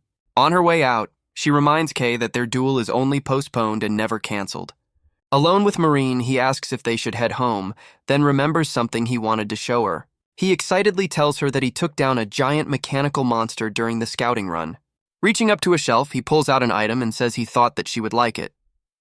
It is the energy core of the enormous machine he destroyed down in those ruins. Marine stares at the gift sitting there in his open hand, completely unable to say a word. She takes it, delighted, and thanks him for thinking of her even in a place like that. In a completely different space, heavy footsteps echo through a magnificent and empty palace hall. It is Captain Red, walking between colossal pillars with a thoughtful look on his face. Inside a solemn shrine full of drifting rainbow ribbons, Red calmly announces that he is back. A gentle voice answers him, and a beautiful woman with long white hair welcomes him inside. Red stands before her confidently, saying it has been a long time since he brought good news. He confirms her prediction that they can now open the Black Witch's veil, addressing her as Luminous. Celestia studies him with deep blue eyes that radiate something far beyond anything remotely human. Back at Marine's workshop, the atmosphere turns absolutely electric with excitement over one small object. She examines the metal core very closely, growing more amazed with every passing second. She says she read about this in old books, ancient technology that runs on nothing but ink. Kay shrugs, unconvinced, asking whether it is genuinely as special as she keeps on claiming. Marine insists it is, since even famous pioneer teams find one of these maybe once a year. Kay suggests selling an antique like that for a fortune, and the mechanic completely explodes. She declares she will take it apart for research and build him a perfect set of gear. She sinks into her calculations, and Kay smiles, genuinely glad he brought the thing home. He calls Nero over and says goodbye, but Marine suddenly calls him back inside again. Her face turns serious as she reveals that someone out there has been asking about him. She recounts what happened when she went deep into the Dark District hunting Recovery Inc. Strangers she had never seen before stopped her right in the middle of the street. A man in dark glasses asked if she was Kay's friend and said they wanted the black ink guy. Kay scolds her for going alone, and Marine warns him to stay far away from those people. He nods, promises her that he will be careful, and heads home for the night. Walking the empty streets, the young man tells himself this district is safe enough for now. If those people really want him, he figures they will show up on their own eventually. He notices far more drifters than usual, even the ones who normally never leave the underground. Kay wonders what is happening down there, guessing the gangs might be purging each other again. Suddenly, Nero cries out sharply, making him spin around and ask what is wrong now. Following the cat's gaze into a pitch-dark alley, the young man hesitates at the entrance. He reminds his little friend that going deep into the Shadow District is genuinely dangerous. Nero insists anyway, so Kay gives in, trusting that instinct exactly like he always does. He decides to test something he has been practicing, funneling black energy into his eyes. He noticed before that his sight changed on its own, showing things nobody else could see. Copying that on purpose, he hopes, will make spotting danger in the dark far easier. Activating reverse sight, Kay spots a glowing figure at the alley's end, saying she has been waiting.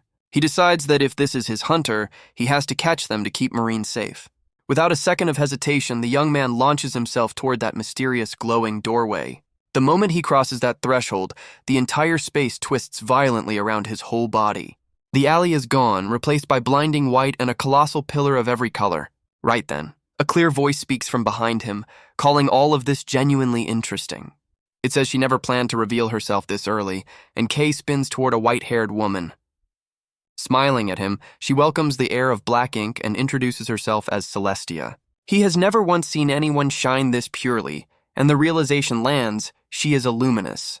Looking at her scepter and her presence, Kay shivers and wonders how long she has watched him. Then he freezes as those whispers rise inside him, saying they want that light and telling him to eat it. Countless invisible shadow hands stretch toward Celestia, while the voice roars at him to get closer. His whole body shakes as darkness swallows his face and control slips away from him.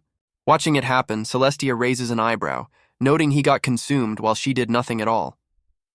Captain Red already described every single part of this to her in detail beforehand.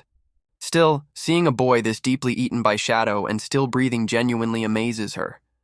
She realizes Kay is not turning into a black witch, which hints at some hidden connection between them, but she does not, valuing a resistance that could protect the city and tells him to use the darkness. Gripping her scepter, Celestia floods the space with light, saying greatness only comes to those who gamble. That light from her scepter snaps the young man out of it almost instantly. He collapses, gasping, while Celestia asks whether that voice belonged to the Black Witch herself. Kay shakes his head, saying he does not know, and they are only strange whispers to him. Seeing how tense he is, she laughs and explains she only wanted to meet the boy Red mentioned. She adds gently that she also wants to thank him on behalf of the entire city. Kay blinks, having completely forgotten that he is the one who retrieved the astral shard. He stares down at the brilliant fragment resting there in his own open right palm. Celestia explains that almost nobody understands what this shard truly means to the City of Light. Kay hesitates and says the credit belongs to Captain Red and the rest of the team. She acknowledges the whole team, then stresses that he alone opened the Black Witch's veil. Her eyes glow as she asks if he understands, since not even a luminous has ever managed that. She reveals the shards lie scattered across the Black Land, most of them sealed behind that veil. So far, the city has only collected the few pieces lying out in the open. Kay asks why she is telling him all this, since he still has no idea what the shards do. Celestia decides that showing him will explain far more than any speech she could give. She warns him never to tell anyone because only a handful of people know this secret. A wall of blinding light erupts and swallows the entire space around both of them. Kay gasps, saying out loud that the world just changed shape right in front of him. She reassures him that this is simply where she lives and he is the very first guest. Raising the shard high, she tells him to watch as a pillar of light fires toward the horizon. He watches, stunned, as 1,000 years of darkness gets shoved violently backward across the land. Only now does he understand the shards exist to push that black tide away from the city. People flood the streets in shock at news that Luminous reclaimed lost territory overnight. They call it a miracle, and the great families immediately start forming brand new pioneer teams. In the middle of that uproar, Kay sits alone in his room, thinking everything through. He remembers the radiant figure of that goddess and the question still echoing in his head. Now he finally feels the full weight of what finding those fragments actually means. But she also warned him seriously, since the demons watch this region and will hunt him. Even so, Celestia promised him that the city itself will shield him from those attacks. She stressed that holding the darkness back keeps her tied down, then called him special. Many will fear him and try to use him, so she told him to be a colorist his own way. Sending him home, Celestia smiled and said she genuinely enjoyed their whole strange conversation. But the second he starts walking, she blurts out that she forgot to prepare the team's reward. After a full day of rest, Kay asks himself what he should actually do next with his time. He remembers Marine, who must be struggling now that her ink reserves are nearly gone. Counting the little money he has left, he decides to go minor exactly like the old days. Walking through the city, the young man stops in front of a grand and ancient building. He never imagined setting foot inside the assembly center where famous colorists gather every day. Back when he was colorless, he did not even dare walk near a place like this. The moment Kay appears in the doorway, the hall buzzes and curious eyes turn toward him. Whispers race through the lobby, saying that is the Black One, the first who ever held it. They debate what the Dawn team is planning, mentioning his expedition record and rumors of a reward. From a balcony above them, a red-haired young man watches him with very obvious amusement. A woman behind him says to stop acting like a child, and he admits he is only curious. He turns to Arancia standing by the window and asks whether the boy lives up to the rumors. She thinks for a long moment, then says he is impressive and unsettling in equal measure. The memory of Kay swallowed by shadow haunts her, and she insists that they keep watching him. Her answer only makes the red-haired man more excited about the one who wields black. Across the huge lobby, Kay keeps walking. ignoring every single whisper aimed at his back. He reaches the reception desk hopefully, and the clerk cheerfully asks if this is his first visit. She hands him a form, notes he has no official badge, and explains the low-risk job list. One man sneers at the color while another demands to know how black is even possible. Someone else asks whether he counts as human, saying he looks exactly like the monsters outside. A red-haired man sitting nearby cannot hide the irritation crawling across his entire face. His glare stays fixed on Kay's back with something extremely close to pure hatred in it. He has been bitter ever since this nobody got sent out on a real expedition. In his eyes, Kay is only a lucky kid the higher-ups noticed for no good reason. He cannot stomach an inexperienced rookie walking into a hall like this looking that way. Rage wins, and he rallies his crew to cleanse that color while Kay mines alone in a dark quarry. Lifting a chunk of rare, raw ink, he marvels that he has never earned this much in one day. He calculates the price, since ore like this sells high as either fuel or weapon material. Focusing hard, Kay activates those special eyes and starts scanning the rock walls for veins. He reminds himself that the skill is useful, but eats far too much color to hold for long. Looking at the cat beside him, he tells Nero that his help probably will not be needed today. Checking his sacks, he decides to kill some time before heading back with this much loot. He picks up a crystal and decides to train, starting with an honest look at his main ability. He must touch a target directly, and sometimes it fires without permission, which has to change. He turns a blue stone over in his fingers, whistling at the quality and guessing at its price. But the instant he touches it properly, his aura erupts and starts devouring the stone's color. Kay yelps, telling his own hand to stop because that rock was genuinely expensive. Even so, he realizes he just picked up something genuinely valuable about how this works. Brighter shades destabilize much faster, and it gets far worse whenever those strange whispers start. He tells himself to stay calm, then wonders whether absorbed colors only ever mix into black. Reasoning it through, he decides black is every color combined, so maybe he can use them all. He recalls Red's flames and tries to reproduce that exact sensation inside his own palm. The young man carefully copies every movement his mentor used during that painful experiment. A burning warmth spreads through his whole arm, like a fire lighting under his skin. Red energy actually gathers in his open hand for one very brief moment. Then it collapses and vanishes, and he admits this is much harder than it looked. Refusing to quit, Kay trains alone in that quarry until the sun finally goes down. Only then does he shoulder the heavy ore sacks and start the long walk back home. He mutters to himself, wondering if he went a bit far today, when a mocking voice cuts in.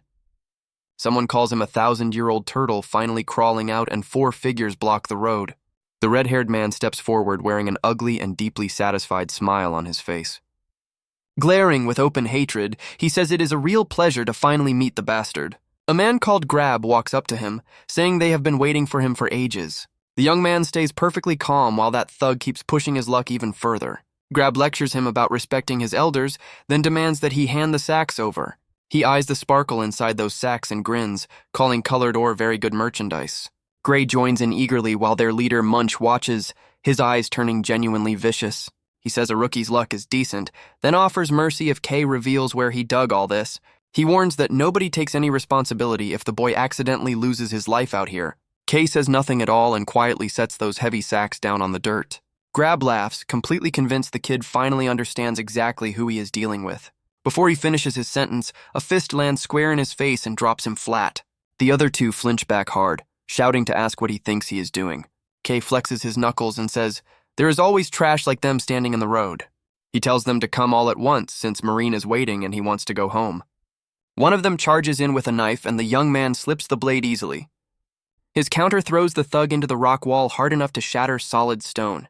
Kay catches the wrist mid-swing without even bothering to look behind himself once. He twists the arm hard and kicks the man's supporting leg out from under him. In seconds, the second thug is face down with his skull bouncing off the ground. Greed always costs something, the young man thinks as he turns toward the last one. Suddenly, a red bullet screams through the air faster than any human eye can follow. He barely twists aside, and the shot punches a deep hole through the rock behind him. Munch stands there calmly with smoke still curling out of his long gun barrel. He smirks and says it is a shame since he wanted to end this with one clean shot. He claims he has heard of the Black One, the kid backed by the first dark color wielder. Then he announces that he changed his mind, and today the boy simply dies here. Munch opens fire, hammering the entire quarry with a non-stop barrage of crystal rounds. Kay weaves through it and closes the gap. But every time he sets up a strike, the gunman shoots the ground and raises crystal walls that block the path completely off. Munch boasts loudly that his own blood crystallizes solid right inside his veins. He can produce rubies and bloodstones straight out of his own body at will. Combined with that custom weapon of his ammunition supply is functionally infinite.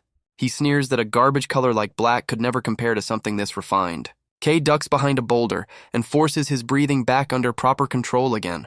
Black aura begins pouring out of him and wrapping tightly around his whole body. Remembering his past recklessness, he knows that staying on defense drains him until he loses.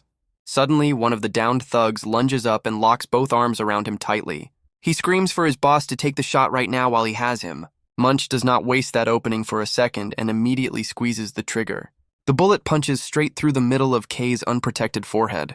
But instead of dropping, the young man simply keeps standing exactly where he was before. Black aura swirls where the round hit him because he absorbed that bullet completely. Munch stares in horror, refusing to believe what he is seeing in front of him. Kay brushes the dust off, eyes cold, and asks whether the gunman is finished shooting. The red-haired leader panics, demanding to know how a direct headshot did nothing at all. Kay knows nothing has changed, since he stays a moving target while that weapon exists.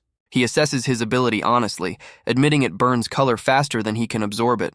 Deciding to end this fast, the young man commits to a completely new kind of trick.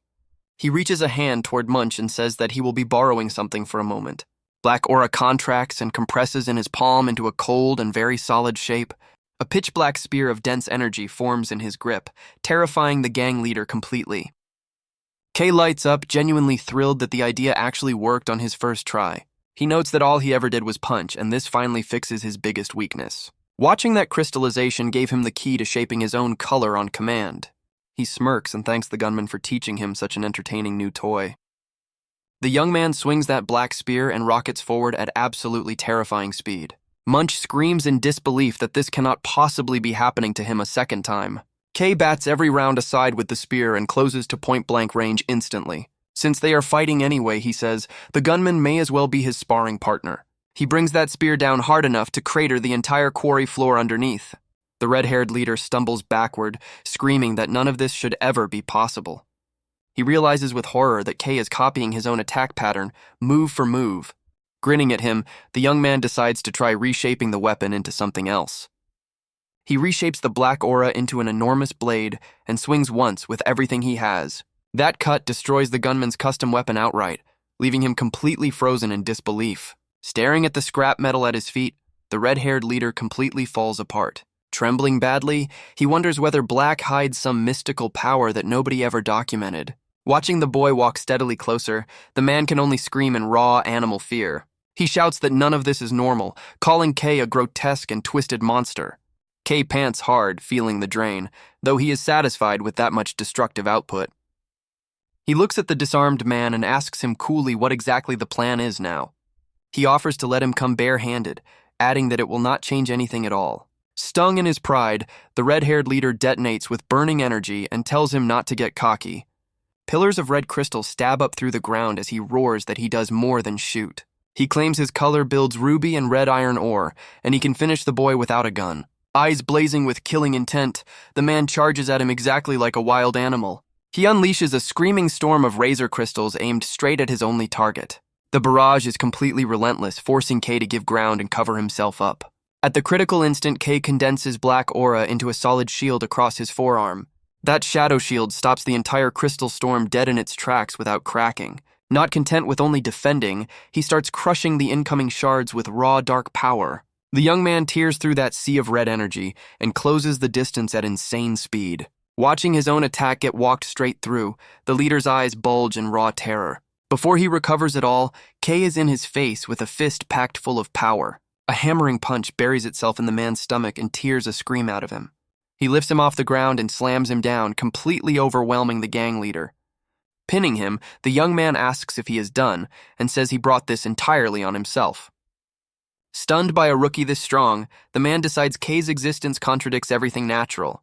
Shaking, he screams that Black makes him a disgusting monster rather than an actual person.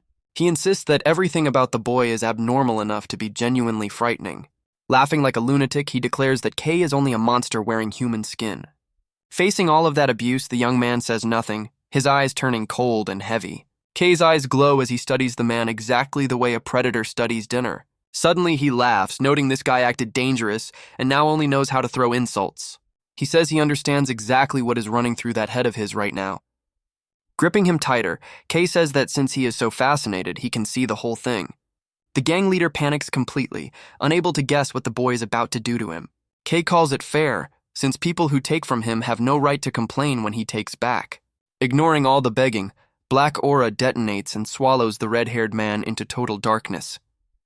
Kay sits on the pile of beaten thugs, thinking hard about what actually happens next. His first instinct is to walk away, but leaving this scene behind will cause serious problems. He knows people are curious about strange colors, yet almost all of them fear and hate black. If word gets out that he drained these men, everyone in the city will treat him as a monster. Deciding he cannot leave, the young man starts frantically searching through his own coat pockets. He pries the leader's mouth open and pours raw ink straight down his throat. He forces the second one to drink it as well, then leaves that quarry fast. At the eastern gate of the city, the morning brings a very strange scene indeed. A guard panics at the sight of two thugs tied up and drained of nearly all their color. He stares at them, unable to explain why anyone would leave them bleached out like that. The crowd around him decides the pair must have burned themselves out in the dark zone. Slipping past under a hood, Kay notes the ink restored just enough color to cover his tracks. Reaching the workshop at very long last, the young man calls out loudly for Marine. She turns around and immediately asks where on earth he disappeared to for all those days. He laughs and apologizes, explaining that he took a job over at the assembly center. Then he grins with total confidence and warns her that this is going to shock her. He reveals crates of brilliant raw-colored ore, and the mechanic nearly falls over backward. Kay explains it came from the job, and he brought it back because he thought of her. Marine throws both of her arms around him, calling him absolutely the best person alive. She swears that she will put every single gram of this ore to good use. Suddenly, Kay notices a soft golden glow radiating outward from Marine herself. That warmth resembles the light he once glimpsed around Gale down inside the ancient ruins. He quietly admires how bright she stayed after growing up in the same filthy slums. A color that vivid suits a soul that pure, and he cannot look away from it. She waves him over, saying she meant to surprise him later but will show him right now. She proudly announces that she is building a custom gun made specifically for him. Kay gasps, and Marine brags her skills improved, and this ore makes upgrades completely effortless. Her eyes shine like an engineer who just unlocked something she has wanted for years. In the middle of all that excitement, a cold voice speaks from behind the two of them. It says they heard he just got back from the dark zone, and here he is. Kay spins around and finds Ellie and Gale standing together in the open workshop doorway. He asks what they want, and Ellie says Luminous praised them and the rewards are waiting. Kay's jaw drops at the idea that Luminous personally noticed the work they all did. Marine immediately shoves him toward the door, calling this an absolutely enormous opportunity. He smiles and promises Marine that he will be back before she even knows it. The three rookies head together toward the Aurora Pioneers headquarters on the other side. A staff member guides them down a long corridor with a powerful presence waiting at the end. Kay walks into that building and feels completely overwhelmed by the sheer scale of it. He stares at legendary expedition trophies displayed proudly along every single wall he passes. The staff member leads all of them into the main office at the end of the hall. A woman with brilliant pink hair welcomes them and introduces herself as Camellia, Captain of Dawn. Kay is floored, since he never imagined the Supreme Commander would be someone this young. She admits she was genuinely surprised when Red suddenly started praising a group of rookies. She singles out Kay, the first owner of Black, whose name is shaking the upper circles. The solemn mood dies instantly when she gags on bitter tea and yells at her assistant Lavian. Lavian sighs and reminds the captain to keep some dignity with rookies standing in the room. After that chaos, Camellia finally gets to the point, the rewards for their pioneer mission. Lavian hands out personal safety cards loaded with their salary and full mission bonuses. Kay checks the number on his card and forces out a stunned question about it being real. He realizes that with money like this, buying a house would be genuinely easy for him. The group also receives official C-rank pioneer cards, skipping the entire probation period completely. Camellia says they gain privileges citywide, plus custom gear made at the color workshop itself. Gale and Ellie freeze, since even nobles wait in line for access to a place like that. Camellia explains the Lumina District workshop maintains every piece of high-end colorist equipment. Camellia formally welcomes the three of them, and promises the company will back them fully. She stresses that the city constantly needs more strength against the darkness pressing in outside. Her eyes sharpen as she confirms the shard decides whether the City of Light survives. Walking out of headquarters, Kay feels lighter than he has felt in his entire life. He tells Nero this was a genuinely great day, still stunned by how fast he got promoted. Remembering the rewards and his friends, he decides joining the Pioneers was absolutely the right call. He cannot wait to tell Marine everything, knowing exactly how excited she is going to get. But arriving at the workshop, Kay stops cold because the front door is hanging wide open. Inside is total wreckage, machines and tools scattered across the workshop floor in the dark. The joy dies instantly, and the young man stands frozen while the East Fortress burns. A commander screams orders as monsters from the abyss come pouring over the outer walls. Despite everything they throw at it, the endless assault is grinding their morale into dust. From a high cliff, a green-haired girl watches the slaughter and laughs at all their struggling. To her, this whole wave is a dull warm-up, and she says it is nowhere near enough. To flatten a city she hates this much, she decides she needs a far surer method. Her eyes glint with calculation as she considers going down there one more time herself. Beside her, the white-haired Blade Phantom coldly asks if she plans to walk into her own death. Still, he reveals a narrow passage under the fortress that leads straight down into the abyss. She smirks with satisfaction and asks whether he has ever heard of the underground city. Meanwhile, Kay stands inside the ruined workshop, staring at smashed equipment scattered across the floor. A terrible feeling grips him, and the young man rushes deeper inside, shouting her name. He tears through every single corner of that building, searching in complete and total vain. One dark thought finally surfaces in his head that somebody out there took her. He clenches both fists in fury and demands to know exactly who did this to her. His shadow stretches long across the empty room as he growls that same question again. Memories of Marine smiling flash beside images of her in danger, and fear grips him. Kay tells himself that if this happens the same way it did last time, nothing else matters. Suddenly, a familiar cry cuts through the silence and drags him back to the present. He looks around and finds Nero poking his head out of a gap in the floorboards. Kay walks over and spots a small mechanical device lying among the scattered tools. He recognizes it as the personal item Marine mentioned, and heavy dread settles over him. The way Nero is behaving is serious enough to tell him that this matters immensely. Without wasting another second at all, Kay immediately activates his reverse sight skill. White light floods his vision and exposes every residual energy trace left behind in the room. He recognizes one aura instantly, the same shade she radiates, and understands what Nero meant. Burning inside, he forces himself calm and concludes the men hunting him are the ones who took her. Remembering her warning about that mysterious group, he knows they used her as bait for him. Grinding his teeth, the young man tells the trash out there that they brought this on themselves. Only one thought remains in his head, and he promises Marine that he is coming right now. His eyes land on the unfinished device on the bench, and he decides to use it fully. Without hesitating at all, Kay straps that mechanical gauntlet on and prepares for a real war. It fits perfectly, and he feels an entirely new current of power moving through his arm. The efficiency jump is immediately obvious as black aura floods across every plate of metal. He turns to his little friend and tells Nero that it is finally time to move. Together, the two of them set out to bring Marine home, whatever that ends up taking. His silhouette disappears into the cramped and filthy alleys of the lower slums. Between mossy walls and rusted pipes, he passes drifters slumped along both sides of the road. He ignores every suspicious glance and gloomy stare, locked entirely onto his one single target. At a fork in the alley, Kay stops, realizing the color trail simply vanishes right here. His eyes land on a deep shaft with an iron ladder, a hidden route far closer than expected. Climbing down, he finds crowds of drifters, and a huge figure blocks his path, laughing loudly. The leader growls, asking if the boy forgot his face, and reminds him of an unpaid debt. Ignoring the threat, Kay flatly asks where Marine is, and the man screams that he will not say. He insists that Kay is the entire reason his life collapsed into this complete misery. He did filthy work as a pawn, waiting for payback, and his orders only say, "Capture alive." He tells his crew that the boy owes him with interest, then orders every one of them forward. Facing that whole charge, Kay simply gathers black aura quietly into his open palm.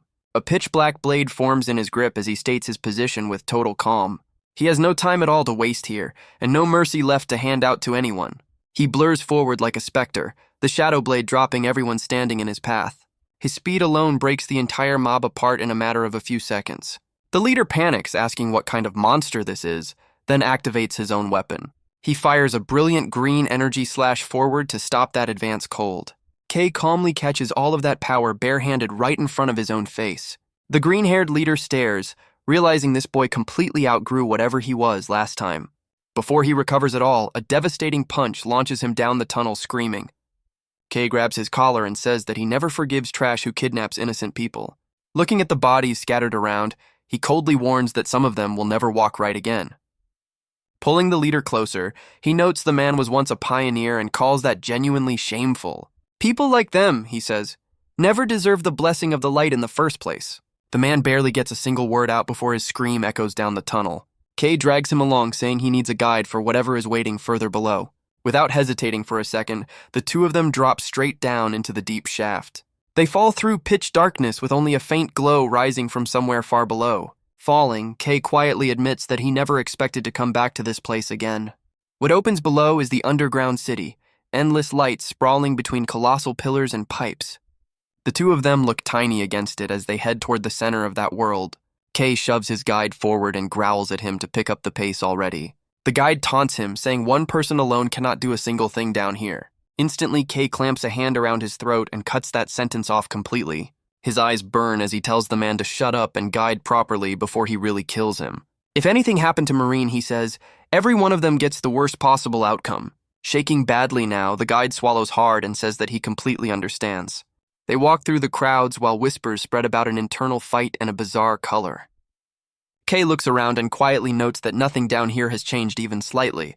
The underground city is the shadow beneath the lamp, where luminous light never reaches the gangs below. K goes quiet, realizing this is the exact place where he first met Marine years ago. His guide glances sideways at him and curses him quietly under his breath.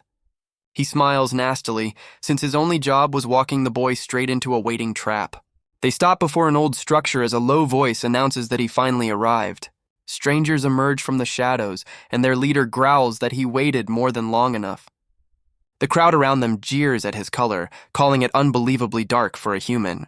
Someone mocks him, asking whether he fell headfirst into an entire barrel of black ink. The leader in dark glasses and a helmet speaks coldly, saying the guest finally made it here. He reports delivering the black one, and the boss notices his own man has gone colorless. He growls that the color vanished again, saying anyone without color is worthless to him. Despite all of the begging, he calmly declares that this man's value ends right here. He drops his own subordinate without hesitation, clicking his tongue about all the wasted time. Watching that much cruelty happen, K does not react to any of it at all. He simply says the man has not changed a single thing about himself in all these years. He looks the leader in the eye and demands one answer, where Marine is being held. The boss smirks arrogantly, asking whether the boy still fails to understand his own situation. He mocks that cooperating early would have ended this, then laughs about what may already have happened. Killing intent explodes off K as he answers with two completely flat words, "Fine then." He announces that he will flatten this entire place, and his eyes blaze a blinding white. Black aura pours violently out of his arm and floods the whole street around him. The gang leader screams at his men, demanding to know what the hell is happening here. A massive explosion throws the henchmen back, leaving K facing hundreds of enemies completely alone. The noise carries all the way up to the branch chief's private office upstairs. A subordinate sprints inside, gasping that they have a serious emergency downstairs right now. He reports that the black one they were hunting is going completely berserk out there. The long-haired branch manager screams at his men to hold him and stall for reinforcements. Against K's overwhelming power, the thugs serve as nothing more than living punching bags. One after another, they get launched into the air like pieces of broken furniture. The commander watching from above can only gasp that the thing down there is obviously a monster. A deep voice asks what all of them are doing as a huge tattooed figure steps out. The long-haired man nearly cries with relief, calling out to his own branch head. The boss walks up slowly, clearly disappointed that a whole crew lost to one single kid. He surveys the wreckage and mocks his people for shredding their gang's entire reputation.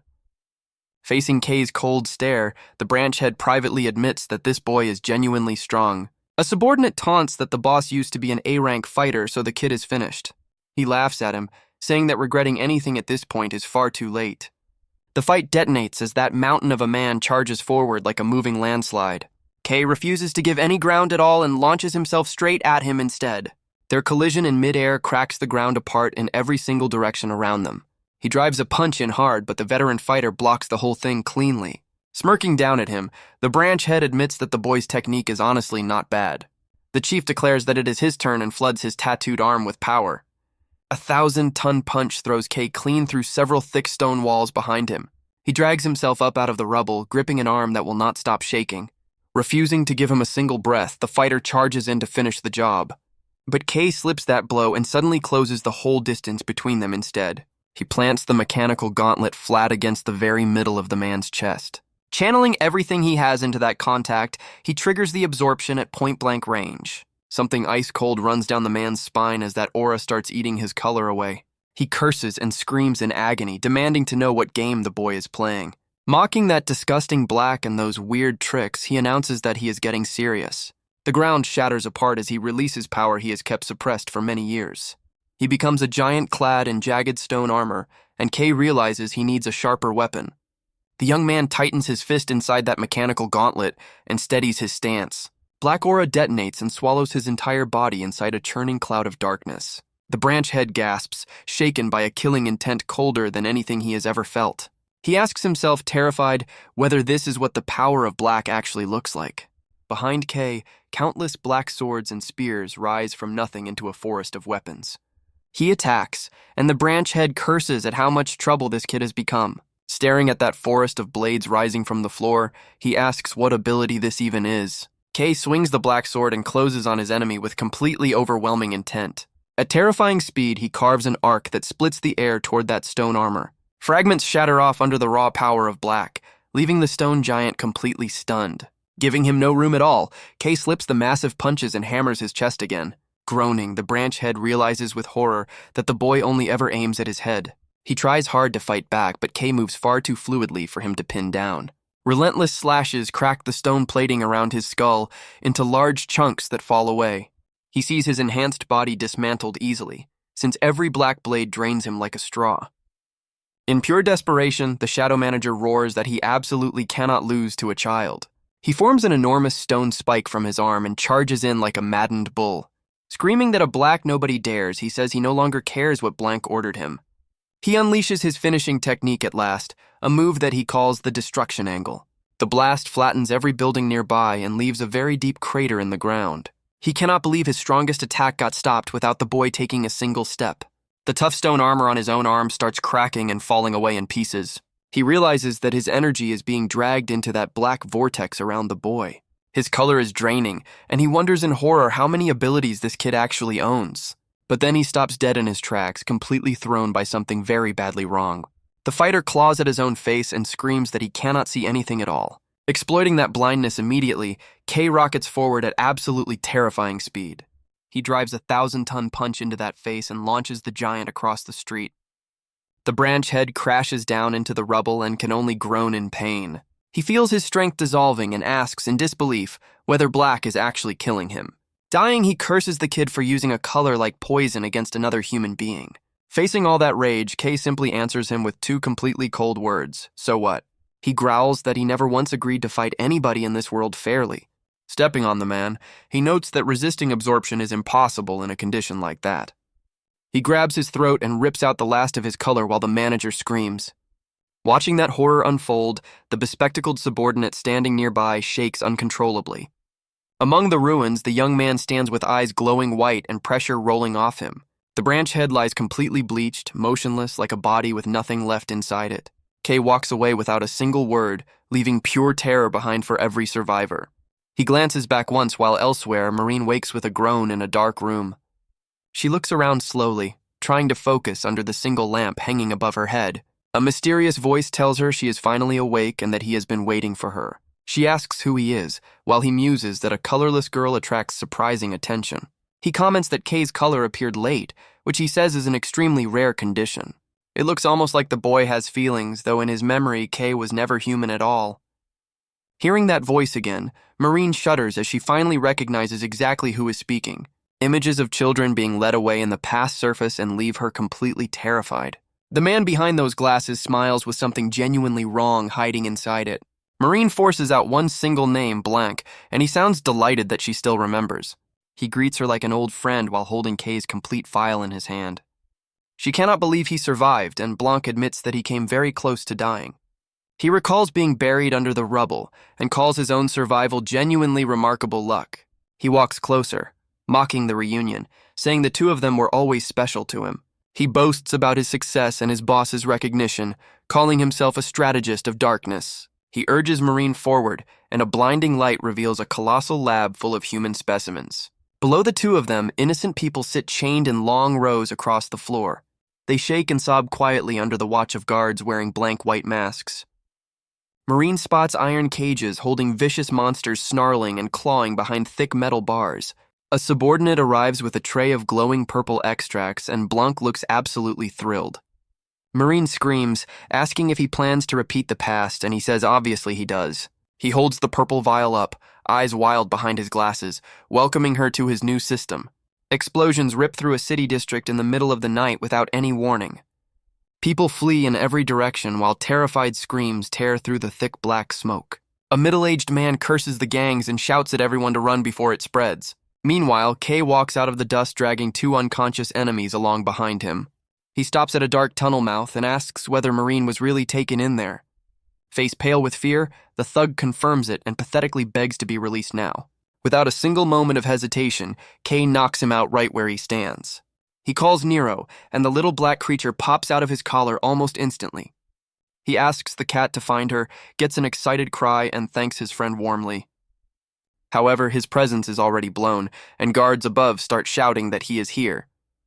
Kay decides he has no time for small fry since every delay puts Marine in danger. He says he already prepared the right technique and charges that gauntlet completely full. He swings his whole arm and unleashes it at last, the destruction punch. The blast erases every obstacle, shakes the complex, and leaves the guards screaming for help. Through the falling rubble, the young man keeps flying forward exactly like a loosed arrow. Deep inside the lab, Marine calls Blanc a genuine lunatic and asks what he is raging about. She grinds her teeth and demands to know why he still commits these disgusting acts. He asks why she looks so angry, saying that she does not need to threaten him like that.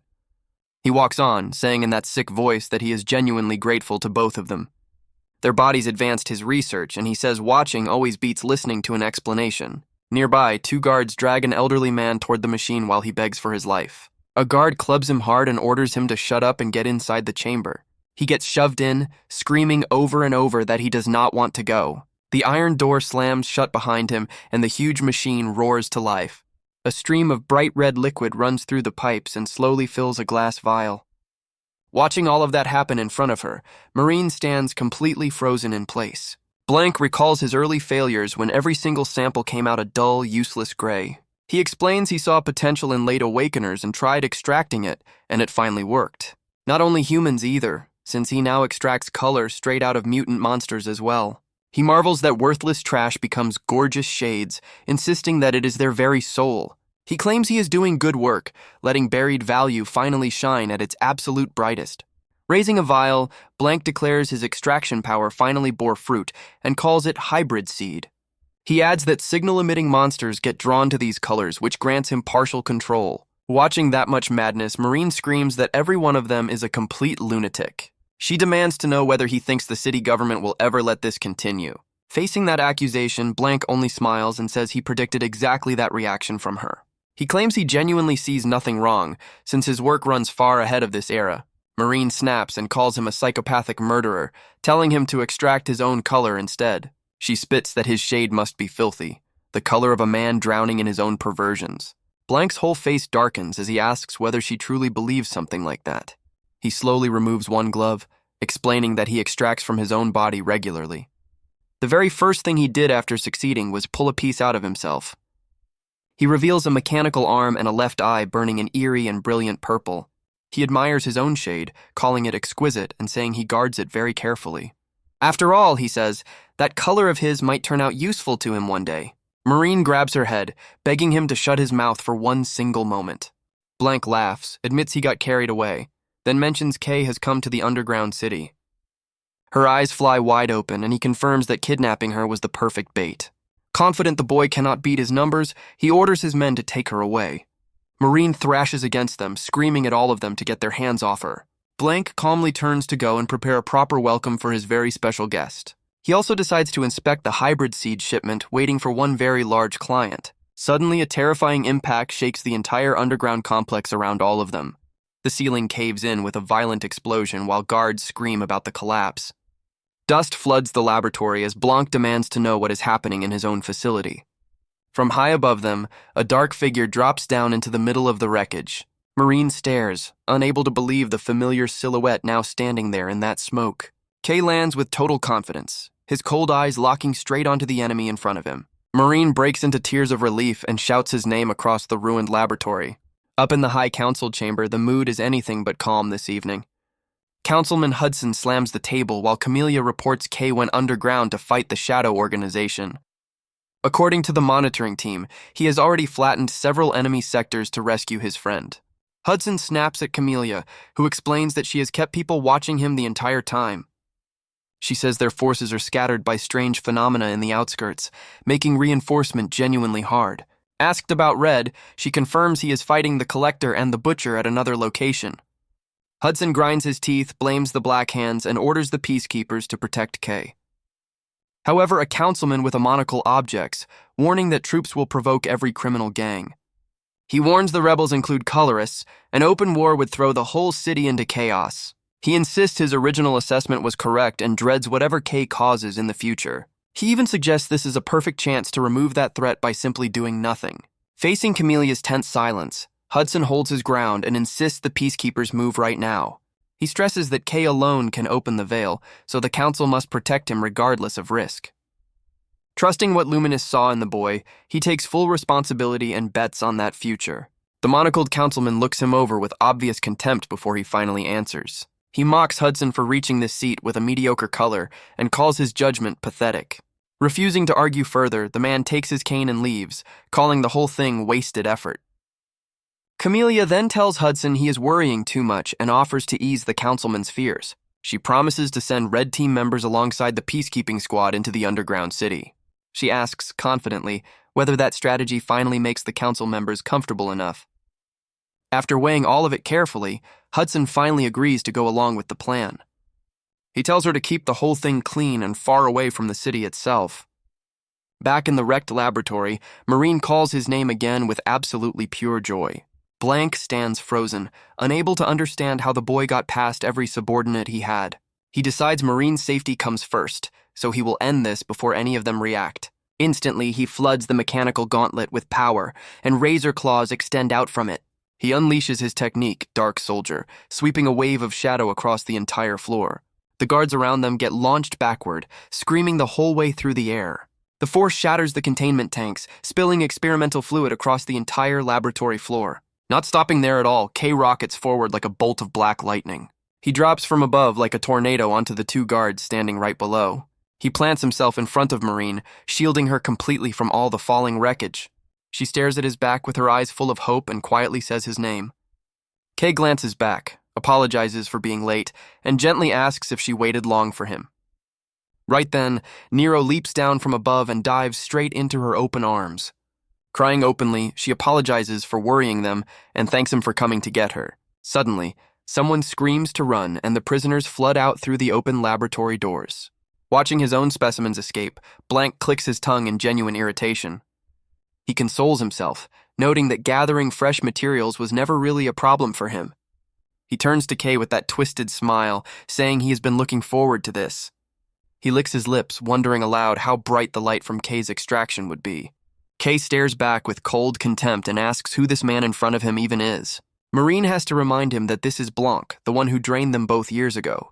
Blanc mockingly confirms it, raises his colorful vials, and says they have things to trade. He smiles with something deeply wrong in it and hurls those vials straight at them. The glass shatters at Kay's feet, and the young man asks what he just threw down. Marine screams a warning that the stuff lures monsters, making his expression change instantly. Standing by a control panel, Blank admits he never enjoyed handling any fight personally. He glances at the cages and says the beasts cannot beat him, but they will drain him. Then he pulls the lever without hesitating and announces that it is officially feeding time. Iron doors bang open all along the wall, releasing a wave of starving, snarling monsters. They pour toward Kay like a black tide flooding across the whole laboratory floor. Facing them, he channels shadow power into the gauntlet and prepares himself for total war. He dives into the swarm, carving mutants apart with a blade of pure shadow energy. He mutters about his theory that spent color evaporates unless it reaches his hands, then activates extraction. Black energy from K's slashes gets sucked backward into Blank's vial while he cackles in delight. He admires the thick liquid, wondering how this particular black differs from all the others. His greed only grows, and he roars a challenge, demanding to see what K can really do. Below him on the floor, the young man keeps fighting, completely surrounded on every side. Marine watches with her heart in her throat and whispers that this is going very badly. She guesses that he burned far too much color simply fighting his way down here. Absorbing the beasts would restore him instantly, but first somebody has to make him an opening. Suddenly, Marine notices the hybrid ink spreading in wide pools across the entire floor. That mixed fluid has flooded almost every corner of the chamber by this point. She remembers that it spilled everywhere when K's attack shattered those storage tanks.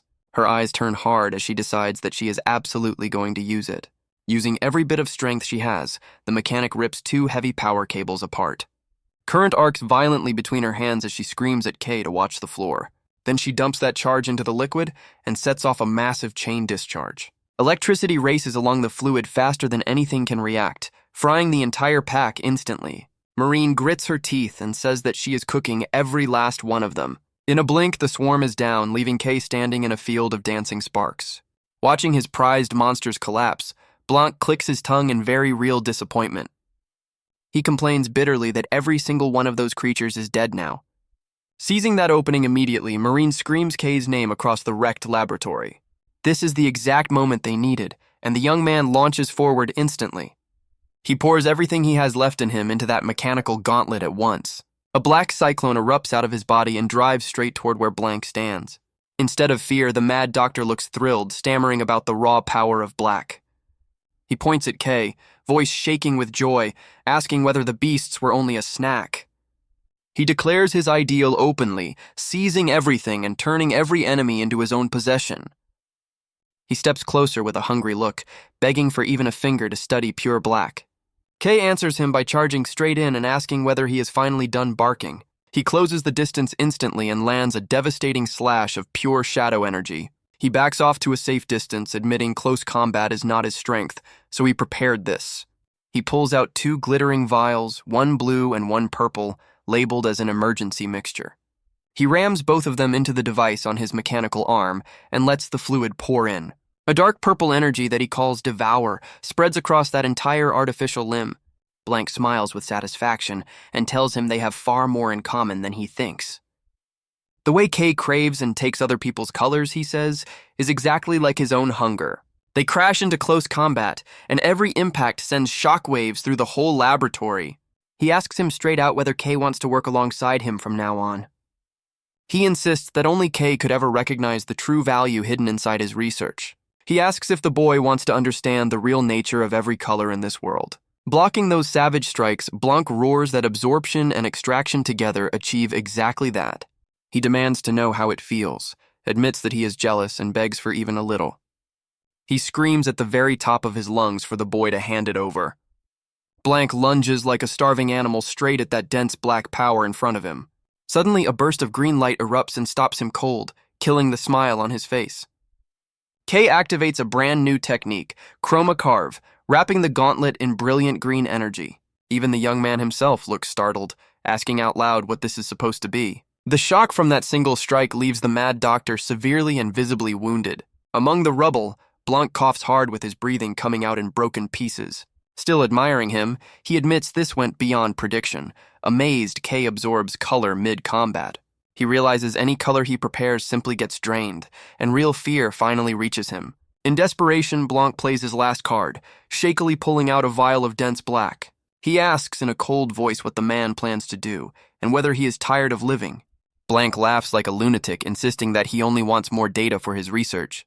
He slams that first pure black extract straight into the port on his mechanical arm.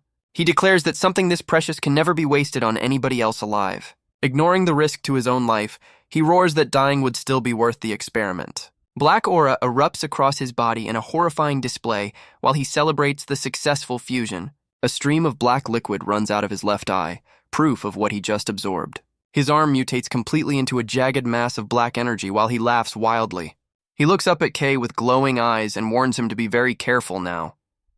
Then he screams that he cannot control this power either, and he does not care. A ferocious mid-air clash erupts, tearing the whole laboratory apart around both of them. Blank laughs through all of it, saying only now does he understand how good this feels. So this, he says, is exactly what Kay's color has felt like all along. He keeps pushing, calling their meeting destiny, and asking if Kay wants his own secret. Kay answers him coldly, telling him to stop the nonsense because they are nothing alike. Kay's eyes harden, thinking a parasite living off other colors will never own an identity. Blank keeps needling him, calling him hollow and admitting he genuinely likes that about him. He digs into the past, claiming Kay always hungered for and stole other people's colors. He says Kay only ever acts for himself, and few people accept him the way Blank does. While the mad doctor monologues, a heavy wrench comes flying across the ruined room. It cracks him straight in the skull and makes him yelp out loud in pain. From above them, Marine appears with a hammer in hand, screaming at the bastard below. She refuses to hear another word, demanding to know who he is to claim he understands Kay. She declares Kay is entirely himself, copying nobody, always working to become something better. She screams at him to shut his filthy mouth and hurls wrench after wrench at his head. Standing behind her, Kay watches quietly as something inside his expression begins to change. He smiles faintly at her and suddenly closes the whole distance in a single step. He grabs Blanc by the front of his coat, leaving the man completely confused. A monstrous black aura erupts, blowing everything nearby away and making Blanc gasp aloud. Inside that thick black smoke, Kay quietly says her name a single time. He turns and smiles at her gently, thanking her for everything she just did. Then he rockets forward at a speed nobody in that room can possibly follow. He drives a 1,000-ton punch straight into the dead center of Blanc's chest. The impact throws him across the chamber with no chance to react to it at all. Blanc realizes his body has hit its absolute limit and whispers that Kay really is the one. The young man hangs in the air like a god of death, killing intent flooding the room. He brings a finishing blow down from above with every bit of strength he has left. The detonation cracks the entire laboratory apart and leaves a crater in the stone floor. Marine runs over to him, calling his name and asking whether he is hurt anywhere. They both look down at the mad doctor, and she asks whether he can still get up. Kay studies that broken body and says he is barely holding on to a single breath. He silently decides that this twisted karma between the two of them ends right here. Gripping his weapon, he knows that leaving Blanc alive means repeating every single past mistake. But the man rises anyway, laughing that borrowed power was never enough to beat him. Suddenly, explosions rip through the laboratory, throwing fire and stone in every direction. Kay shields Marine as Blanc's voice announces he rigged exploding inks throughout the extraction rooms. He laughs that contact with the organization broke, so the higher-ups triggered the purge themselves. The floor beneath Kay and Marine gives out without any warning at all. Both of them plunge straight down into the abyss below that burning laboratory. Falling between collapsing pillars, Kay reaches into empty air and screams for Nero. He crashes down into a deep pool of pitch black and freezing liquid. Surfacing, he realizes it is waste ink from the extraction rooms and panics about Marine. Right then, her figure appears in that black pool, thrashing around in pure desperation. Her face smeared with ink, Marine sobs his name in a voice that barely carries. Kay roars her name in raw pain and lunges through the ink toward her. She sinks fast toward the bottom while the young man screams out a single word, "No." Only bubbles remain on the surface, because she has vanished completely under all that black. Without a second of hesitation, Kay dives straight down into the ink after her. He considers absorbing the entire pool, then realizes that would take him far too long. A bitter thought surfaces in the dark, asking whether he is already far too late. Questions hammer through his mind, asking why he ever wanted a color in the first place.